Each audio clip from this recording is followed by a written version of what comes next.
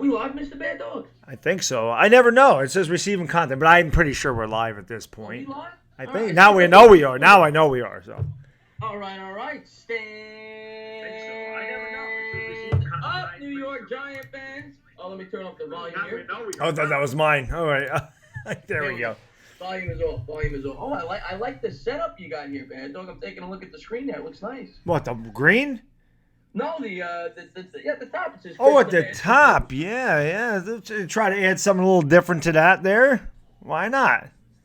Got a couple of people in here. DieHardGiantsFan. Raphael's in the house. Kim in Mexico. Alex Sports. Poppy Goat. Jonah Scarlett. That's a new name. Jonah Scarlett. Is she new to your channel? No, I think I've seen Jonah. It's just been not in a while. I see MH is in the house. We got Ben Joe Sports. We got Carlos Rodriguez. We got Victor Jimenez. 5 minutes late just for you because you're a Cowboys fan. Wanted to make you wait. Alex Sports is in the house. Stay Cool is here. Rafael DeLuna, diehard Giants fan. Crazy Mofo. Kim in Mexico is here. Crazy Mofo is in the house. Poppy Goat. Kevin FN, Eagles UK, Big Bluilo, Josh Latore comes in with a boom! Ben Football Beast is here. Jared Williams, what is going on, everybody? Thank you guys for tuning in as always. Now, one thing I wanted to make mention. Somebody in the chat, because we had the same problem last time we were on your channel. They're saying I'm coming in low. All right, well, I can move this. I can move this microphone closer to the. Try it now. It should work. All right, Mike Nixon, tell me how I'm coming in now. You should be coming in better. All right. Taylor's here. All right. Yeah. So we were talking before we went live. Real quick before we go, I just want to make mention. You notice how big his microphone is? We have the same exact microphone, but I'm 6 foot tall. He's 4'5". That's why that looks so small. You know what it is? I think my desk is very high, and my chair is low. So maybe that's what it is. You notice how your microphone's like here? Yeah, my table's lower. My table's like right below my chest. I gotta get a small table. I think that's what it is. No, I like the big mic. It looks good on you. Yeah, I think it's gonna be my new trademark. The BBM. The huge mic. It's like the guy from Match Game, Gene Rayburn, had the really long stem back in the day. He got that going on. That's good. It's good. So we were talking before we went live, and there's not a lot of Giants news right now. We heard about the Barkley Award. He got another trophy. What else is new? He won the award for the Breakthrough Athlete of the Year, the ESPY Award. Just another trophy to add to. Of course, he won the Rookie of the Year, and hopefully he gets a Lombardi trophy soon. That's the trophy I really care about. Yeah, that's the only one that matters. The hardware is great. It's good for arguments to say he's better than Zeke. We all know we've been having that argument. My hat looks crooked. I can't fix it. Here we go. We've been, having that discussion all the time. Who's the best running backs in the league and blah, blah, blah. It's really all we can talk about. We are anxious for football. I mean, we're 2 weeks away. 2 weeks from today, they open up training camp on the 24th. And obviously, thank you so much for the super chat, Brandon. Really appreciate it. Dilly, mommy. You can see my beard tonight because there's no chroma key. But he says, Dog and Chris, how are you? Just get out of my game. Awesome. Thank you so much for the super chat, Brandon. I really appreciate that, my man. Thank you. But yeah, I mean, that's really all we've had to talk about, like content-wise. At least me, is just kind of, it's the same three guys. It's Daniel Jones, Eli Manning, and Saquon Barkley, because those guys are going to be, I'm sorry, dude, boom! I just noticed all the booms. I totally forgot. There you go. I'm just trying to pull up the, because I figured we could go over the schedule. I'm just trying to pull up the Giants schedule right now. It'd be something to talk about. Yeah. Meant to have that pulled up before we went live. I'm pulling it up now, though. Yeah. We'll go over that real quick. We haven't really done an extensive we can do recap of the schedule. It works. Of course, we know the late bye week 11. Because we'll be at the game before the bye. We will be at the week 12. Oh no, week 11 after the bye. Yeah, and of course we'll be there week 10. Yeah. New York Jets versus the New York Giants. We'll be there. At blast. Live. Can't home. wait for that. Can't wait for that. And just want to say thank you to everybody for popping in. As always. But of course, I mean, week 1, you know who we're playing. What else is new? The Dallas Cowboys in Dallas. Of course. Every year we play this team, and it's always on the road to start the year. Either it's week 1 or week 2. It's been the last 5 years we've either opened up or played them week 2. Yeah, it's crazy. It's always on the road, it seems. I don't know what it is. I don't understand why they do that to us. Playboy's out, so have a safe flight, my man, and have a great night. And Sips Hot Fire is in the house. Never saw Sips Hot Fire, but thank you for joining the stream. That's a new name. Darnell Big Money's in the house. Sleeping Angels is here. Jonah Scarlett. Yeah, Jonah's been in this stream before. My man Afghanistan's here. Alex Snay is here. So Shondon Stevens is in the house. What's going on? Scott Robinson. But yeah, I don't know what it is about the schedule makers. Kid Blue is here too as well. Aaliyah's in the house. Odell Beckham is here. I don't get it. You look at the schedule. We play the Cowboys right away every year, right at the beginning. We don't play the Eagles until December. We have 2 games of them, like the last 4 games of the season. The last 4 games. It's ridiculous. What the hell's the point of that? Yeah. I don't even get it. I don't even get it. I completely get it. And it's the same thing every year, though. They always open up against – last year was week 2. But at Dallas, week 1, going to be tough, obviously. Dallas has one of the top 5 defenses in the league, probably. Very good offensive line. We all know how good Dallas is. And that will not be an easy game, to start the season. Then it gets a little easier to start the year. We got the Bills at home. Should be. The Bills improved a lot, though. I will say that. They improved their offensive line. They had a really good defense. But at home, I think the Giants stand a pretty good chance in that game. Yeah. Well, the Cowboy game, I told you that's I'm picking them. I'm picking the Giants to upset them, man. And the reason I say that is because I honestly think the Cowboys are going to overlook the Giants. I really do. I think they're just going to figure, looks like everybody else. Everybody else. You're 2 wins. You're 2-14. You're 3-13. Because as I said before, a lot of people predicting the Giants to go 3 wins, 4 wins. Don't watch the Giants. They're outsiders. They just look and see the names that left the team and somehow think that Landon Collins and Odell Beckham and Olivier Vernon made a difference. We won 8 games in the last 2 years. They made no difference. Right. So Olivier Vernon was on the field half the time. Well, he played 11 games last year, but he was always hurt. Landon Collins, we don't need to go over him. I mean, the guy couldn't cover. We always say it. Yeah. Good in the box safety, not very good in coverage. And Beckham, as great as he was, didn't really result in a lot of wins. Right. And they need to get back to their identity. We've said that forever. They got to get back to running the football. And if they can do that, they can be a lot better than what the experts are saying. Right. So that's what it's going to come down to, really. This improved offensive line, Saquon Barkley, and it starts week 1. And I'll tell you this. If they can come out and establish the run against the Dallas Cowboys week 1, that's got to give you confidence for the rest of the year. That with that linebacking core, if Barkley could go out there, run for 100 yards, and you could run the ball 25 times down their throat, whether or not you win that game, that is a very good sign going forward. Yeah. And again, I mean, think about it. We ran the ball down the Bears' throats. He had 151 yards against the Bears. If we can run against the Bears, we can run against anybody. Now, I don't have the statistics in front of me. I don't know. I thought Barkley actually had good games against Dallas. Now, I know the first game we ran him 4 times in the first half. It's one of the things I raged about. The first game he got swallowed up. But he only ran him 4 times in the first half. We didn't run. Yeah. And then we were behind at the half like 10-0, so we never ran. I think he carried the ball 14 times that first game against Dallas. He destroyed Philly. And he destroyed Washington. Yeah. I mean, he ran through both of those teams pretty good. Well, the second game against Washington, I don't remember how he did the first game. He had 13 carries, like 170.5 against Washington. The 40-point game. Right. Yeah. But our offensive line against Washington, they blew us out. I remember that. But the second time around, I don't know how Barkley did in the first game. I can't remember. But the second time around, we dominated them. Yeah. Now, of course, that was when they had their injuries with Alex Smith and everything else. But that's we not absolutely defense. manhandled them. That's what I don't understand. Everyone's like, "Oh, look! When we talk about how we were 4-4 the second half of the season, probably should have been 7-1." To be honest with you, 6-2 minimum. Well, we should have beat the Eagles. Should have beat the Colts. Should have beat the Cowboys. They should have been 7-1. Yeah. But regardless, everyone's like, "Oh, look at the quarterbacks you played. You played Nick Mullins. You played Mitchell Trubisky. Didn't play for the Bears." I said, Saquon Barkley don't run against Mitchell Trubisky. Saquon Barkley ran against the Bears, and he killed them. Offensive football, and he tore them up. Right. And now they have an improved offensive line. So now I know what people say they're going to stack the box because Odell Beckham, but they did that last year. We didn't have Odell Beckham the last 4 games. That's what I always say. We didn't have Odell Beckham when we played the Colts. No. We didn't have Odell Beckham when we played the Cowboys last week. The last 4 games, we didn't have Odell the Redskins. Beckham. And them against Redskins. The only game that we were really shut down was against the Titans. Yeah. Other games we scored. And I'm not making excuses, but the weather that day was awful. Awful. Now, of course, Derrick Henry still killed us, but right. The weather that game was awful. Not making excuses though. We got manhandled that game. They didn't tackle Derrick Henry. He broke like how many tackles he broke. It was ridiculous how many tackles he broke, man. It was crazy. But, yeah, man, I listen, we probably won't beat Dallas. I just feel like they could overlook us. You got a gut feeling. I do. I have a gut feeling we're going to beat them. And I think it's going to surprise everybody. I have that feeling. You know what the Giants do? They'll come out, win that, and then they'll have to let that against the Bills. That's the kind of crap we do. Oh God, they can't. If they beat Dallas, they got to follow it up with a win at home against the Bills. They got it. They have to. Right.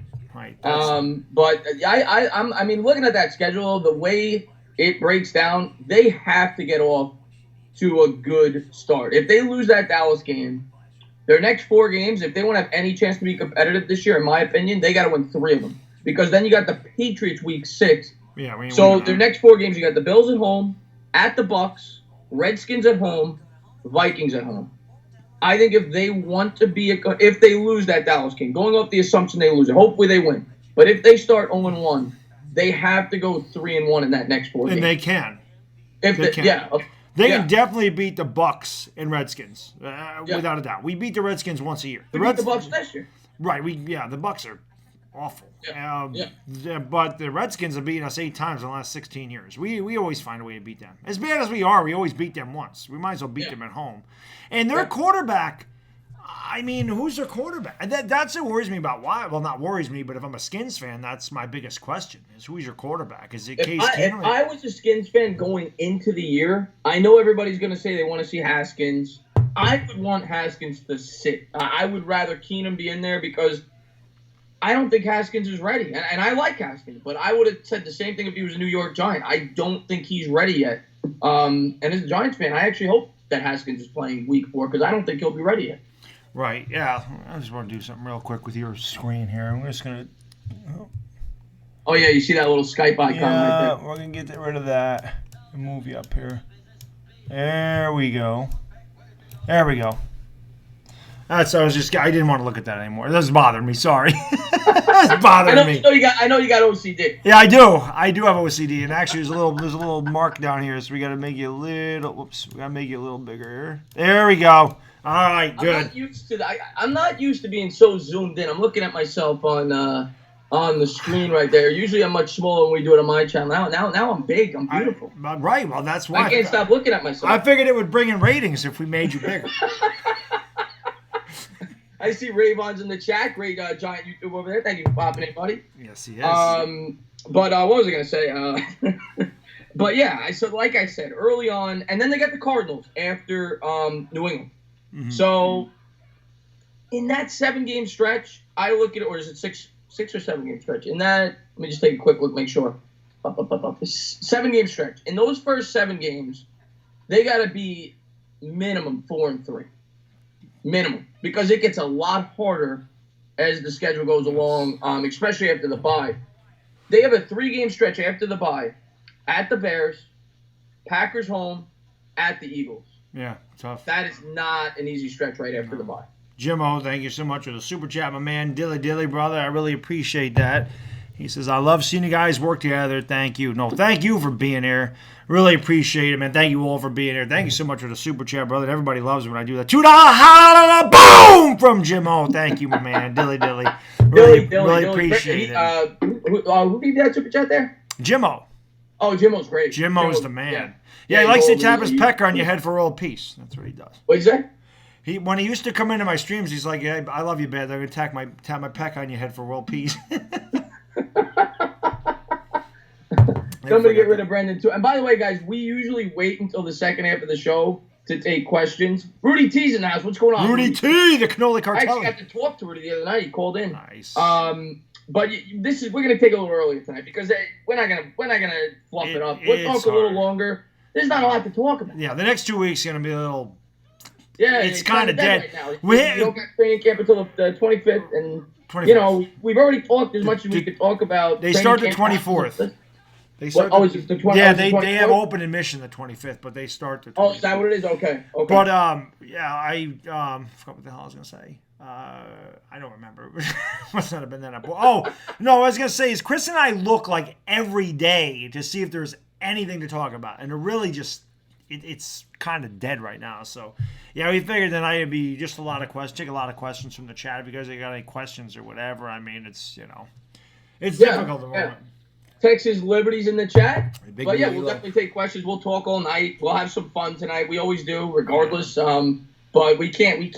I mean, we can't. It's a nonsense stream. There's nothing to talk about. Yeah, it's hard. It's hard to talk about anything. I mean, you have the training camp battles. We've gone over it. The cornerback position, the slot corner, the middle linebacker, the offensive line. We've gone over it.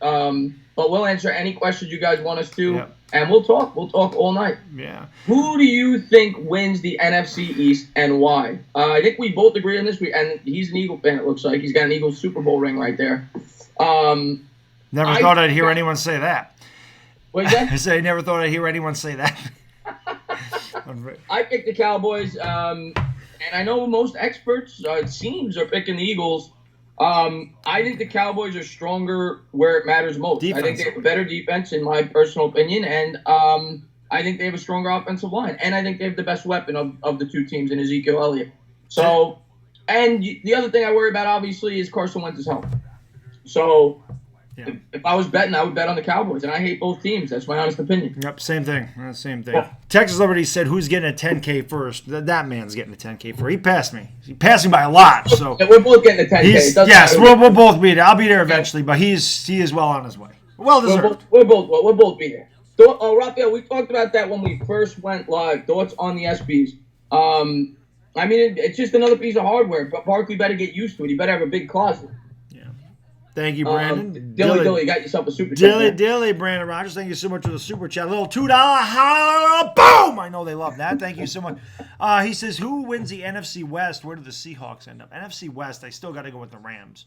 I don't really like the Rams, but, man, I don't know about the Seahawks. Like, the Seahawks are a tough team. They got Russell Wilson. A tricky team. Because everybody kind of fell off the Seahawks bandwagon last year with that poor offensive line, and they had a surprise year. They led the league in I don't know if they led the league in rushing. They were definitely in the top 2 or 3. I know they led the league in rushing attempts, which surprised me.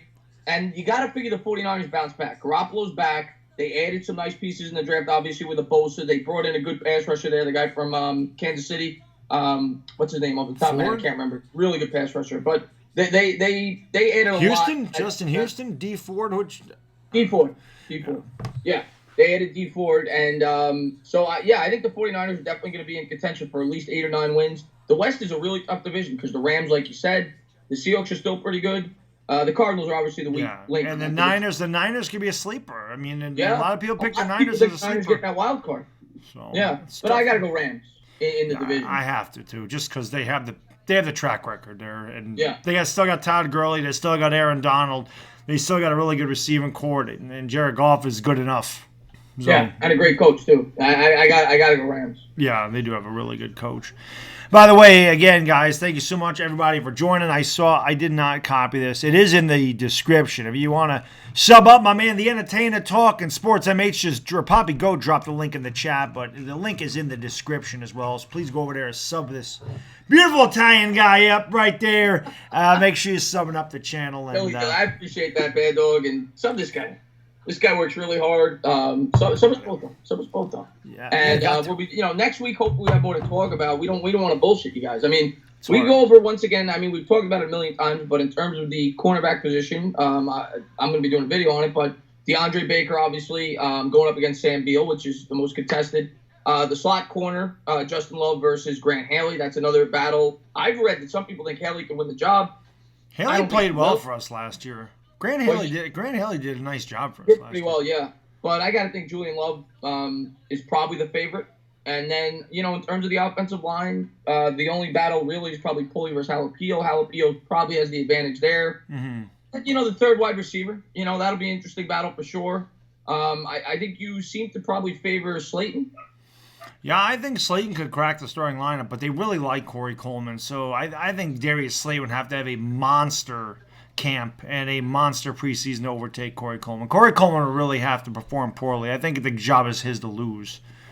One thing I was surprised about, because when Coleman came here last year, he did so well with the kick returns. Mm-hmm. They came out, and I know Peppers is known to return kicks, But I was surprised that they just handed the job to Jabril Peppers, because Coleman did a really good job when he came over here. We saw the difference he made in the special teams, but they're saying that Peppers is going to be returning the kicks.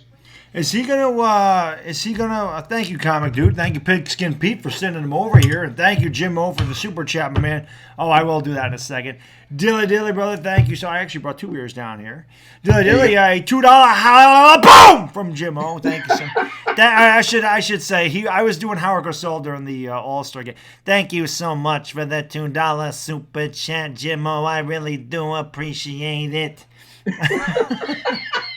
This is Howard Cosell here for NBC Football. And how are you all doing out there this evening? Hey, I don't have my big... Howard Cosell is big, yes. It's the Yankees of New York against the Royals of Kansas City. You know what you got to start doing? You got to eat these Cinnabons before every regular season. I have to. I'll eat cinnamon rolls week 1. Week 1. See how it works. Cinnamon rolls. And Jimmo's getting a couple laughs out of that. I'm glad that people are getting laughs here. But go ahead, guys. Ask you. All right. Do you think Dwayne Haskins can lead? I missed what MH said. Let me scroll up. Do you think Dwayne Haskins can lead the Redskins to a cannoli playoff berth in the next 3 years? You always got to throw cannoli in there. He's talking to he loves cannolis. Yeah, of course I think he can in the next 3 years. I mean, the Redskins have a pretty good football team. We always say this. They were 6-2 last year before all the injuries. So they have a pretty good team. I definitely think. I think we said this, I think, last week or 2 weeks ago. I think the Giants and Redskins are going to be at the top of this division in 2 years. Couple years, yeah. I think it's going to be reversed in 2 years. I do, too. The only thing I'll say, I don't really know how good the Skins receivers are. They lost Jay Crowder. Doxson's really sucked. I know they brought in McLaurin from Ohio State, but I mean, how good is McLaurin? How good is he going to be in the NFL? I don't really like the receiving core. He's used to being able to. Haskins is used to being able to throw a 4-yard pass and have it go 70 yards. It's not happening with Washington. It doesn't happen in the NFL very often. Yeah, good point. So. Oh, there you go. Cruzon. Thank you so much, my man. I love Cruzon, by the way. Oh, he's great. Cruzon and I, back and forth all the time. It was mostly about Eli, but he knows I'm on board with him now. So, Dilly, my man, thank you so much. On $2, boom! Thank you so much. He says Daniel Jones is the future Big Blue. I agree. I've done the complete 180. But there's no other choice. I mean, Eli Manning's not the future. If Daniel Jones isn't the future, we're going to be drafting another quarterback in 2 or 3 years. Now, I did say, you did make that video. We can talk about that briefly, about when Eli Manning will be replaced. Now, there's no way of knowing that. I mean, it's just like throwing darts at a board right now because it all is dependent on how the Giants play and how Eli plays. But, some people still seem to think that there's a slight possibility Jones could be the quarterback to open the year. I don't. I would be beyond shocked. I don't expect that at all. But we'll see. I still think Eli gives them the best chance to win. There's a lot. I know Cruzon doesn't want to hear that, but I think to open the year, Eli Manning still gives the Giants the best chance to win football games. I can't see. I said this. I don't know if I said. I don't think I said it in the video, but I've said it before. Barring injury, Eli Manning's a starter. It doesn't matter how bad he is or how good Daniel Jones is. I just can't. I can't see Eli Manning starting on the bench. I just can't. I'm ready to see Daniel Jones play. Listen, you guys know. Well, I want to see Jones too. I love Eli, but I've been ready to move on. Eli Manning may not have the same skills that he had. He still has. He doesn't have the same skills yet. Yeah, he doesn't. But he still has the brain. He still can read a defense. Yeah. I mean, unless the linebacker's underneath, he has a hard time with that one. But I still think Eli, going into the year, gives the team the best chance to win. We'll see. Daniel Jones, I think he could use a little time to learn underneath Eli, learn the playbook, learn the offensive system. They always say you can't judge a rookie quarterback until year 2. There's a reason they say that. Right. Because it takes a lot of time to get accustomed to the pro game. Jimmo, thank you so much for the super chat, man. Dilly, brother. A little $2 holla, boom, from my man Jimmo. He says, analyze any play. Well, Saquon Barkley, very good. The best running back in the league. Had much talent for Saquon Barkley. There you go. Jimmo loves my impressions. And Victor Jimenez, you're absolutely right about that. We've said that many times. Eli does not like to take hits anymore. Who does? That's completely, he throws off his back foot. He's absolutely right about that. I cannot, I'm not an Eli apologist. I just am being honest when I say just because Daniel Jones is a rookie quarterback, I think it takes some time to get used to the NFL. I think Eli gives us the best chance to open the season. Right, and that's why in the video I'm talking about the bye week because, like I said, unless we're 8-2, you have to. In my opinion, Daniel Jones has got to play at some juncture because he has to get used to NFL defenses. He has to get used to NFL speed. You can watch as much film as you want, but that doesn't acclimate you to the game speed. You have to actually be thrown in there. And like I also mentioned in the video, we were 5-4 in 2004 when Eli took over. It's not like we were out of it. The Giants just said, okay, it's time to put Eli Manning in there. We're not winning the Super Bowl this year. We're 5-4. We're an average team. Let's get Eli Manning some playing time. He was awful. He was horrible his rookie season. When he threw the game-winning, did he run it in or throw it? Yeah, it was against Dallas. That was, yeah. But I think he threw it to Shockey, maybe. I don't actually remember who it was to, but he was bad. They were 1-6. He threw like 6 touchdowns and 16 picks. It was crazy. He had 48% completion rate. He was terrible. Yeah. But the next year, 11-5, and went in the division. So it helped him to get acclimated to it. So that's what I'm saying. If Daniel Jones plays those last 6 games, he's going to be ready for 2020. You start with a fresh slate. Let him. I'm going to give you a hypothetical scenario because somebody called in on my call-in show, and I'm going to ask you this.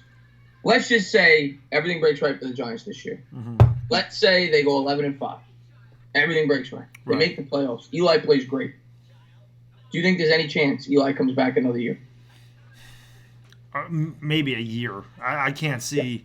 I can't see more than a year. And honestly, I wouldn't want him. I'm not saying whether or not we want to, but do you think there's a chance they bring him back if they're 11-5, if he has a really good year, if we're 11-5 and he plays average, no. Right. If we're 11-5, if he throws 38 touchdowns and 12 interceptions and has just an enormous year, then I can definitely definitely bring him back. I'm saying he has a good year. 28 touchdowns, 13, 14 picks. They go 11-5 to make the playoffs, get eliminated in the divisional round. You think they bring him back one more year? That's a good question. Yeah. It's a really good question. Part of me says no because at that juncture, Eli Manning goes out on a high note. Right. I don't think you'd want to see Eli Manning, especially the Giants franchise, Giants fans. You want to see Eli Manning go out where Peyton Manning did win the Super Bowl his last year. Okay. Mm-hmm. But he played so poorly on a great team. So you don't want to see Eli, because if Eli plays like that, we're going to be 3-13. You don't want to see Eli play like that and get benched for Daniel Jones, and you know what I mean? You don't want to see him go out like that. So if he goes out 28 touchdowns, 14 picks, they're 11-5, he can go out with a winning record, which everybody loves to bring up. Oh, Eli Manning's got a losing record. He's gonna have a losing record, like it's all his fault. Like he plays special teams or defense. Like he kicked like he could prevent Graham Gano from hitting a 63-yard field goal to beat. Like that was Eli's fault, right? I mean, come on. Everything always is Eli's fault. It's so stupid. And I criticize Eli more than anybody. But come on, man. I mean, okay. How about the game against New Orleans when he threw 6 goddamn touchdowns and we lost 52-40? Yeah, that was Eli's fault too, right? I mean, what are you supposed to do? That's why I made the video about the Eli haters. It's so stupid that they just blame him for everything. Right. And then when we win, it's like, well, that was the defense. That wasn't Eli. No, he only threw 29 touchdowns in 2011. And I always say, everybody always says it's the Super Bowl. Now, the second Super Bowl, Eli deserves a ton of credit. The first Super Bowl, I get it. The pass rush, the offensive line, I get it. Yeah. But everyone always says the pass rush was the reason we won. And they were a huge reason why we won that game. They were all over Brady. But Michael Strahan did not orchestrate that last drive. No. Michael Strahan did not orchestrate all those huge drives throughout that whole playoff run. So Eli deserves a lot of credit. Eli played well in that run in 2007. He played incredible in 2000. He threw 11 touchdowns and 1 interception in 2011 in the playoffs. Yeah. He killed it. And he destroyed Green Bay. He shredded Atlanta. He shredded Green Bay. And then his signature game, I talk about it all the time, against the Niners. And it was like, oh, Kyle Williams did that. Well, you know what? If it wasn't for Eli Manning throwing those touchdowns and standing in there and taking all those hits and throwing 58 times that time, we don't win that game. Yeah, Eli Manning's the reason we won. We couldn't run the ball to save our life in that game. Eli Manning's the reason that we were even in that game. Yeah, he was the whole offense that game. Victor Cruz had a huge first half. I remember that. Yeah, he caught 10 passes in that game. I freaking love Eli, man. I give him a lot. I give him a. Actually, I uploaded that Rage compilation video to my channel. Somebody said you blame Eli too much. I said I think I mentioned Eli twice. I said I get on Janoris Jenkins, I get on Landon Collins, I get on Pat Sherman, I get on everybody. It's not just Eli. I blame everybody. I am very fair about it. If he deserves criticism, I give it to him. I'm not an apologist. But at the same time, if he plays well, I'm not going to look for the flaw in his game. Go, well, he threw that interception. Well, yeah. I remember when I streamed the game last year, he went 17 for 18, and people were bashing him for the one incompletion when he threw it 50 yards down the field. He should have hit that pass. He missed. He was 17 for 18. I know, but Barkley was wide open. He did miss that one. Yeah. I think I criticized him for that. I'm not going to lie. I think I got on his case on my head, but he played great. But that throw, I was like, come on, Eli. You got to hit that. But, No, he missed the throw. But every quarterback misses a throw. But I would love to, if nothing else, if we lose to Dallas week 1, I just would like to see Eli Manning just throw for like 300 yards and 3 touchdowns. I just to say, yeah, he shredded you again. Because Eli Manning used to tear up the Cowboys. He killed them. But our team isn't good anymore. Bobby, thank you so much for the super chat, my man. Dilly, I really appreciate it. He says, can we not talk about their Super Bowls, damn it? Sorry, Bob. We didn't know you were in here. $2 holla, boom, from my man Butcher Block of Patriots talking. Then right behind it, another $2 holla, pow, from Jim O. He says, I know the Entertainah is expensive. Chris costs money. I don't know what that means, but Dilly, Jim O. I don't know. Do you think he's referring to me as a gigolo? Is that possible? I mean, I would do anything for the right price. I'm just a gigolo, and everywhere I go. Look it up, Chris. David Lee Roth, just a gigolo. I know you don't know that song. You're young. You don't get it. I don't. I'm going along with it, though. All right, nice. Let's see what we got here. We got a question here. Eli does struggle against the Eagles, Scott. Yes, he does. He's always had a hard time with Philly. They've always them in Minnesota, man. He has struggled his whole career against the Vikings and the Eagles. Mm-hmm. Except for the game we blew 31. We were up 31-10. He actually had a good game in that one. Rayvon says if we lose week 1, it will have a major effect on the first quarter of the season. I agree, Rayvon. And unfortunately, we're playing in Dallas, which is. Well, obviously if we were at home, we'd have a much better chance. We always play in Dallas, it seems, anyway, when we open up the year against them. Yeah. And, you want to get off to a good start. I saw the stat last year. I think that it's like a 30% chance to make the playoffs if you start out 0-1 or something like that. Like, it's a significant drop if you start 0-1. You want to get off to that good start. My man, I just want to shout out my man G-Money. Slap Video was in the house. I love G-Money, man. He's always a big supporter of my channel, so dilly, sir. I'm glad you can make the live stream tonight. Big Giants fan out there in Cali. But at the same token, Rayvon, if the Giants win, it's a huge boost to go into Dallas and walk out of there with a win. Dilly, Jimbo, another $2, pow, right there. Chris, you are high quality. Great to see you. Great to see you, Jimmo. Thank you for tuning in, my man. And I saw a question there by Kid Blue. And by the way, if you've not gone over there, go check him out. He says, you guys think Evan Ingram will lead the team in yards? I think he could. I think it's kind of like throwing darts at a board. I think anybody of their 4 main weapons, whether it be Golden Tate, whether it be Sterling Shepard, whether it be Barkley, hopefully it's not Barkley in receiving yards, or Evan Ingram. Because if it's Barkley, that means there's a lot of checkdowns. But, yeah, I think Evan Ingram could. If I had to bet, I think I would bet Sterling Shepard. But I think Tate, Shepard, or Ingram could all lead the team in receiving yards. Humpty's in the house. What is up, Humpty?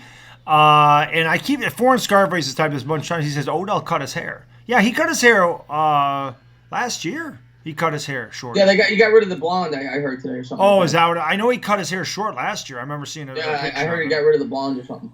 But you win week 1 of Dallas. That's what happened in 2016. We beat them in a close game and beat them 20-19 or whatever it was, and we went 11-5 that year. And everyone's like, Terrence Williams didn't get out of bounds. He didn't get out of bounds. Well, what do you want from me? We didn't care. He didn't get out of bounds. That's his fault. Yeah. It sounds like a YP, not an MP. That sounds like your problem, not my problem. And that's what I told him. I mean, what do you want from me? All the damn times that they beat us in the last second, Tony Romo throwing to Jason Witten, never forget that. Right. All the time. But Jason Witten, oh my God, that guy. He's back, by the way. Yeah. I know he is. How many 10-catch games it seems? Every time we play him, it seems like he has 10 catches against the Giants because nobody can cover tight ends. He ain't.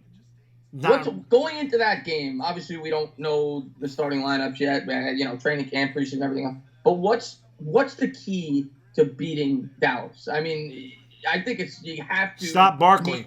You have to stop Zeke. Stop Zeke. You have to stop Zeke, and Barkley has to run. Run it. We have to run and stop the run. That's how you beat them. Make Dak beat us. Yeah. That's the other thing. We're gonna see. People keep saying we're gonna see a lot of 8-man boxes. That's why you like it to have a big year. You play man coverage on a Shepard or a Tate. Those guys can catch. Eli's got to put the ball there. Wide receivers in football. He knows how to get open. And Golden Tate, I think, if I'm not mistaken, leads the league in missed tackles since 2014. He's hard to tackle. So yeah. If Eli Manning hits these guys in quick slants and 8-man boxes on man-to-man coverage, you're talking huge plays, and that's going to back everybody out. And to Kid Blue's point about Evan Ingram, if the Giants utilize Evan Ingram correctly, he should lead the team in yards. Because that play-action pass to Barkley, Evan Ingram down the seam, that should be there every game. Play-action, freeze linebackers, Evan Ingram, 4-1 speed, bang, past him. That should be there every time. The key. That is the key to the offense. I don't want to see Eli in shotgun, obviously, at times. But last year was every freaking snap the first half of the season did the shotgun. Put Eli Manning underneath center. That is where he's at his best. Bring in a fullback. We played much better when we brought the fullback in. The I formation. That's what I want to see. I want to see Eli under center with the play-action rollout. I think we will see more under center. I think the reason he was in shotgun last year was because we knew we had a really crappy offensive line. And it was more to give him more time to get rid of the ball.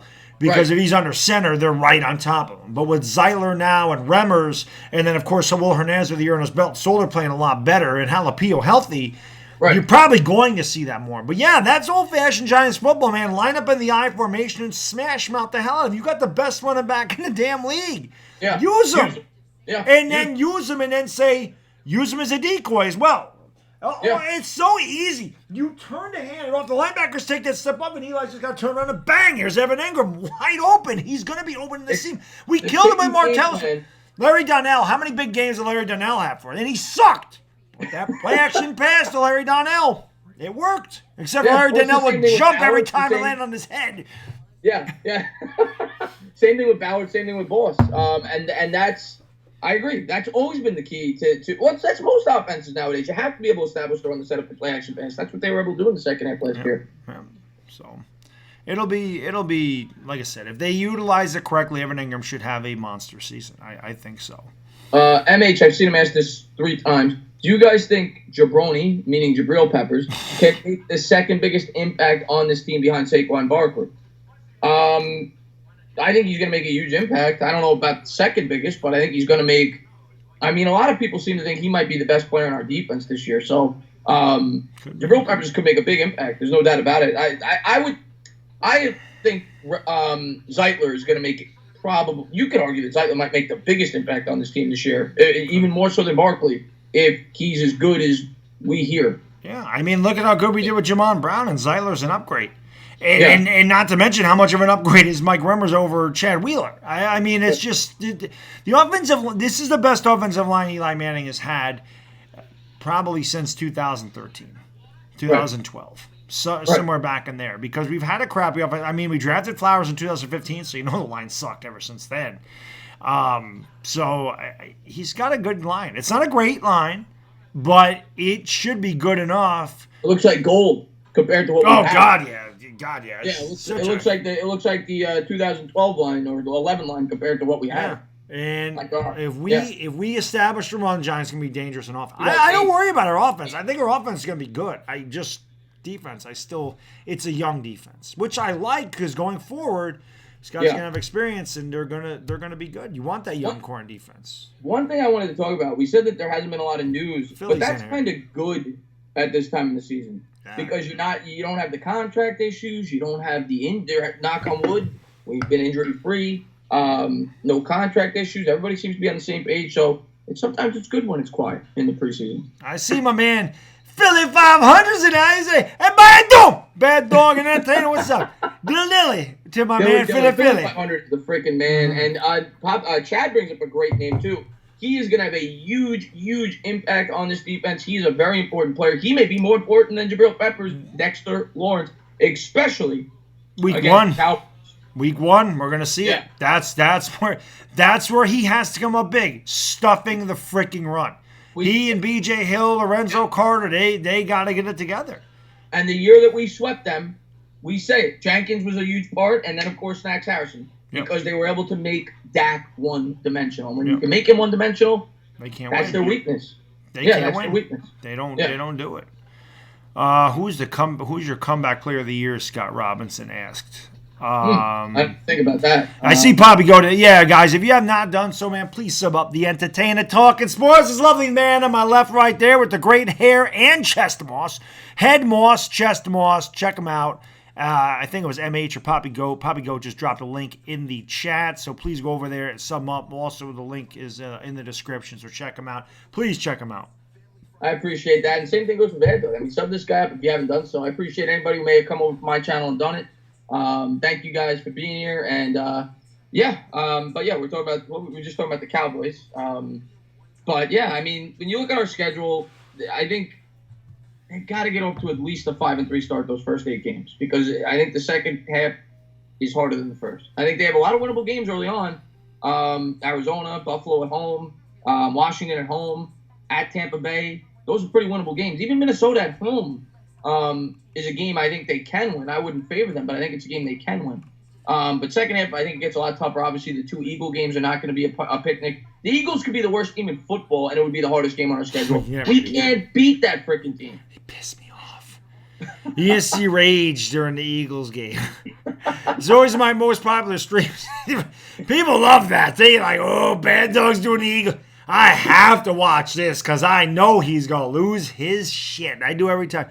Mike Nixon, Mike Nixon's asked me to answer his question like 8 times. Every time I see it, I say, "Can you read my question?" And I can't scroll up and get it. Now I see it. I got it. No, I found it. Okay.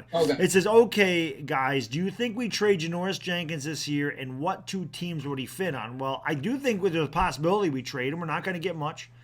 Yeah. But I think there's a possibility, and he's going to fit on any team that needs a corner. I mean, exactly. I can't give him an individual team off the top of my head, but if the Giants are out of it, Janoris Jenkins is off the team because he only has 1 year left on the contract. Yes, he'll be making $14.75 million, but it's only 1 year. And if a team needs a cornerback, they're going to trade for him, regardless of his age. If he's playing well, hopefully he's playing well, so he has some trade value. But like you said, we're not getting much. Just like we did with Snacks, right? Even if he's playing well, like Snacks was. We got a 5th-round draft pick because of his contract, right? And he held out. I don't know if he's even signed yet, but he held out because he wanted more freaking money from the Lions. Right. We don't need those guys in this team. Yeah. We're all on the same page this year. Yeah. G-Money Slavidio says, as for Dave Gettleman, with tons of Giants fans calling for his head, it'll only be sweeter for him when we become a winning team again. This is true. Dave Gettleman has taken a lot of crap. And I've agreed with everything this guy's done, except for the Daniel Jones thing. I didn't agree with that. I still don't agree with that 6th. I still don't agree with that. But I'm not killing him like I did the night we drafted him. After what, and I'm telling you guys, I look at everything Daniel Jones. When I have free time at work, which isn't very often, but when I have free time at work, I am looking at articles on Daniel Jones. I'm looking at game film with Daniel Jones. I'm looking at everything I can find on this kid, and everything I read is good. Everything I read is good on him. He's got a good attitude. To be fair, I'm gonna be fair. I think they're gonna say good things, but I think we're gonna really find out when they put the pads on. We see. Oh God, yeah, we'll know for sure. They're not gonna go out of their way. The beat reporters are not gonna go out of their way to bash the guy. Yes, they would. We're New York. They will go out of their way. They go out of their way to bash Eli, so they would go out of their way to bash Daniel Jones. They don't care. Right. They want negative. They want negative press here. It sells. It sells. Yeah, no, you're right.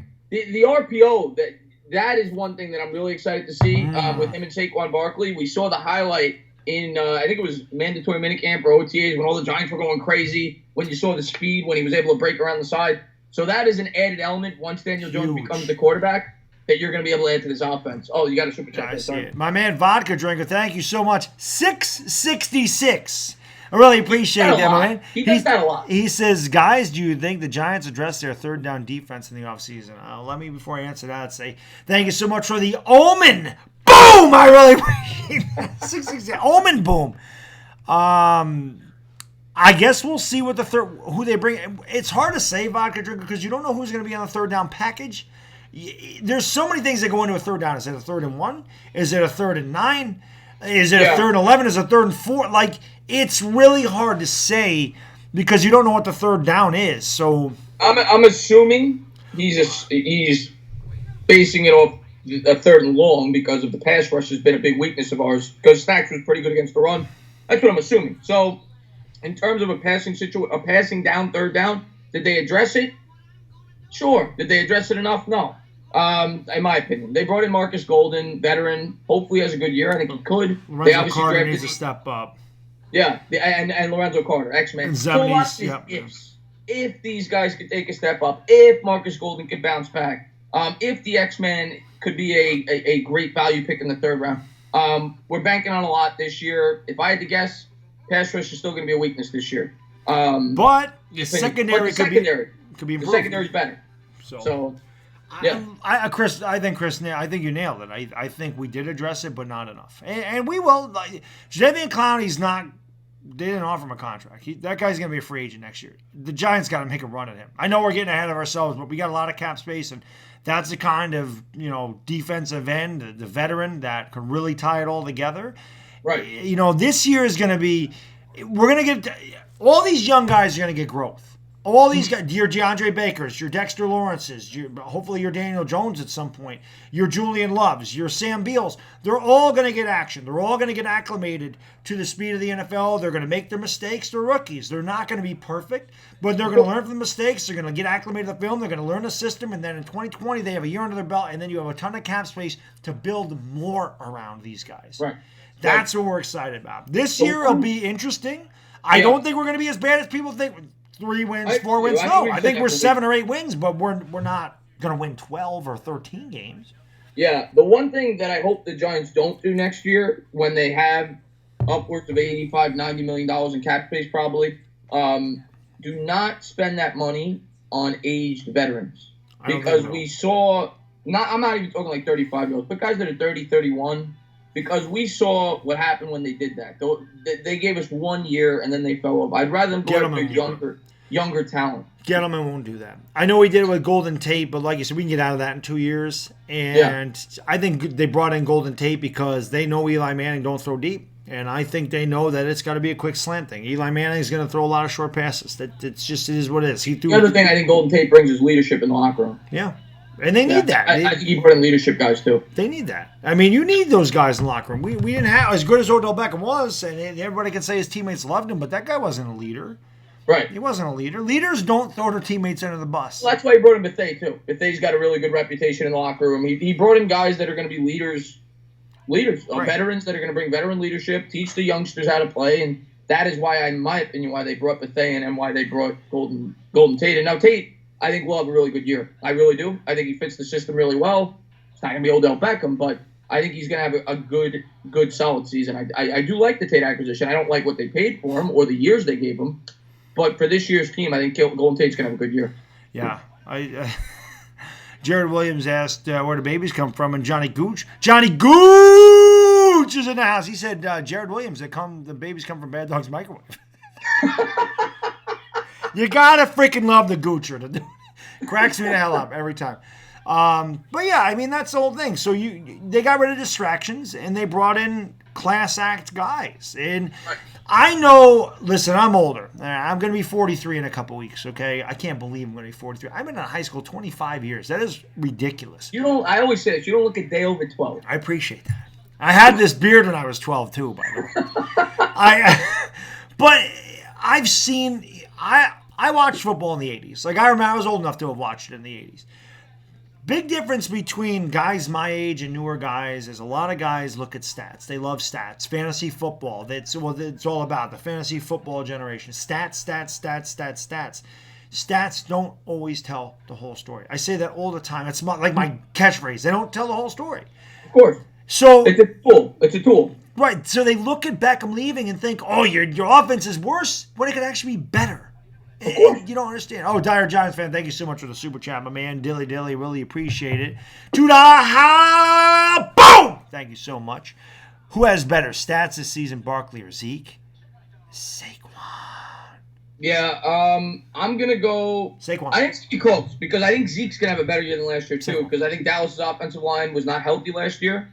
I think Zeke's going to have a big year. I think Barkley's going to have a big year. I think they're both going to have great years. But if we're talking all-purpose yards, I'm going Saquon. Well, you saw my video, bold predictions. Saquon Barkley wins the rushing title in 2019. I'm going with Saquon. I have to go with Saquon. Saquon is the improved offensive line. There's no reason to think Saquon can't have an even better year than last year. So, and Buffalo Tings is in the house. He said the Giants drafted a receiver. Yes, Darius Slayton. That's from Auburn, late 5th round, and he's got rave reviews in OTA's minicamp. His first couple of days there, he got reamed out. He's running the wrong patterns. He could look like completely lost. And I say it every time we've mentioned Darius Slayton. I say it's a testament to that kid's character. He could have hung his head and he could have got down on himself, and instead he took what they said to him and he used it, and he got so much better that I honestly think I think that he could crack the starting lineup week 1. I think Darius Slayton is, if he has a big camp, I think he's in contention for that third wide receiver. Part of me thinks Latimer has a chance just because they lack so much height, and Latimer's that tall target and the other guys aren't. But Slayton's 6'1", so it's not like he's short. Yeah, but I think Latimer's 6'3", if I'm not mistaken. But I'd like to see Slayton make it. I think Slayton's a big play threat, something that the Giants could certainly use. They kind of lack that with their wide receiving core right now. Richard Cranium, which is one of my favorite names on YouTube, by the way. I love the name Richard Cranium. It's fantastic. He says, what would you guys consider a bigger win for the Giants this year? Eli leading the team in the playoffs or Jones taking over the last 3 games and playing well? Well, honestly, it's a great question. But I'll take the playoffs. You take the playoffs? Yeah, I was going to take... because I'll take the gamble. Let's get in and let's do it. I mean, we've seen what happened the 2 times we just made the playoffs. If you're telling me Jones is not going to play this year and the Giants get in the playoffs and you don't know what the Giants are going to do, let's make the playoffs. I'm going to take a shot. Yeah. I'd love to make the playoffs just to shut everybody up. That'd be fun. Yeah. That'd be fun. Yeah, if you're telling me we're going to get knocked out in the first round or Jones will get 5 weeks of experience, I'll go with Jones getting 5 weeks of experience. But if you're telling me you're just going to make the playoffs and maybe you go on a magical run, I'll take my chances. I'd like to see Eli make the playoffs one last time. Of course. You know, I mean, why not? Let him go out on a high note. Yeah. But, I mean, obviously, Daniel Jones, we all want to see him play. That's why preseason is going to be very interesting. Yeah. You get to watch him play. Yeah. You know? This is probably going to be the most anticipated preseason since Eli Manning was drafted. Yep. It is. It just is. Last year, of course, you were excited about Barkley, but a quarterback is a different animal. And we've heard all the rave reviews about Daniel Jones in OTAs and mandatory minicamps, and everybody's going to have their eyes on that kid come week 1 of preseason, and he's probably going to get a lot of action because, of course, the starters only play, a couple of drives the first week. So you're going to see Daniel Jones probably get at least a quarter and a half, two quarters of action. Yeah. G-Money Slot says, even in our playoff loss to Green Bay, Eli showed up. Only problem is the rest of the team didn't. Exactly. Eli Manning was sharp against Green Bay. We should have went up 20-0 in that game. And they all dropped there. Shepard dropped a touchdown. Beckham dropped 2 passes. I don't think Victor Cruz dropped the pass, but they all seem like they dropped the pass. Well, they were all seasick. You know, I mentioned this about Saquon Barkley. I'll never forget it, too. His first ever carry for the Giants went 39 yards. And I remember watching him run and just thinking he showed everything he has. You're talking about the carry in preseason? Preseason. First carry. I remember that carry. He waited for that hold open, bang, right through it. Yeah. Made a guy miss, juked, had the speed to go to the outside and stiff arm the shit out of a guy, went 39 yards. That was the entire package. I said in that run, I go, damn! That was great. But then against the Jaguars, he had that big run. Yeah. He was getting stuffed the whole game, and then boom, that was like a 65-yard touchdown run, whatever it was. And then, that week I was like, that's our guy. That's why I said that was the right pick. That guy's Barry Sanders. Barry Sanders was stop, bang, 75 yards. That's Saquon at any time. He can go. See, Zeke don't have that. That's the difference between those 2 running backs. Zeke is a bulldozer, and he hits the hole hard. He gets extra yards, but that guy does not have that breakaway speed. That guy does not have that home run anything. No, you're right. I'll say this. There is no running back who has the combination of his power and speed in the league. God, no. Ever. No. There's no combination. I've never seen a running back in my lifetime that's had that combination of power, speed, and agility. And hands. It's ridiculous. He's got everything. Yeah. Barkley, best run was yes, he had before halftime he's talking about, I think, right? The Bears? Yeah. Oh, God, yeah. It was 3rd and 20. I'll never forget that. 3rd and 23. Yeah. I'm like, just down it. Just down it. Yeah. Don't do anything stupid. They hand it off to him. I'm like, good. And then he runs this way. He runs that way. He goes all over the place. He gets 20 yards. They go for it on 4th and 3. They convert it. They get a field goal. Yeah. I said, holy Jesus, what an effort. Play that was insane. I think it was a screen pass against the Eagles. The second time we played them, he made so many juke moves. It was like a 60-yard reception. It was ridiculous. But those are the two that come to mind for me. The Jaguar run, of course, was great. Yeah. Barkley kept hitting the circle button against the Eagles. Philly 500 loves Saquon Barkley. You know what's funny? Philly 500 said he loved him at Penn State. And I remember Nitro Freak making a video before the year saying the Eagles got to – I remember him saying the Eagles got to trade up. I told him he was nuts. I'm like, the Eagles are not trading from 32 to get Saquon Barkley. But he's like, we can't let the Giants get him, man. The Giants cannot have that guy. He's ridiculously – and he was right. I mean, Philly fans knew. Hasn't helped us win a lot of games, but I think they know in the future that guy, and especially against the Eagles, he's destroyed the Eagles. Yeah, and I think we'll continue to. Let's see what we got here. Ken Green says Asia Robertson's man. He's referring to the Sir Cardinal song. I saw that. The Sir Cardinal song. I saw it. That was ridiculous. But yeah, guys, go ahead and shout out those questions, man. We're taking questions tonight. Like we said, it's kind of a dead time for the Giants right now, so we figured we'd talk more to the chat, and we're having a good time tonight. We're talking football. Eric Dickerson had a size and speed. I don't remember Dickerson. I didn't know how big Dickerson was. I know he was fast. Dickerson wasn't a great pass catcher, though, and he fumbled a ton. Saquon Barkley did not fumble. Saquon Barkley did not fumble one time last year.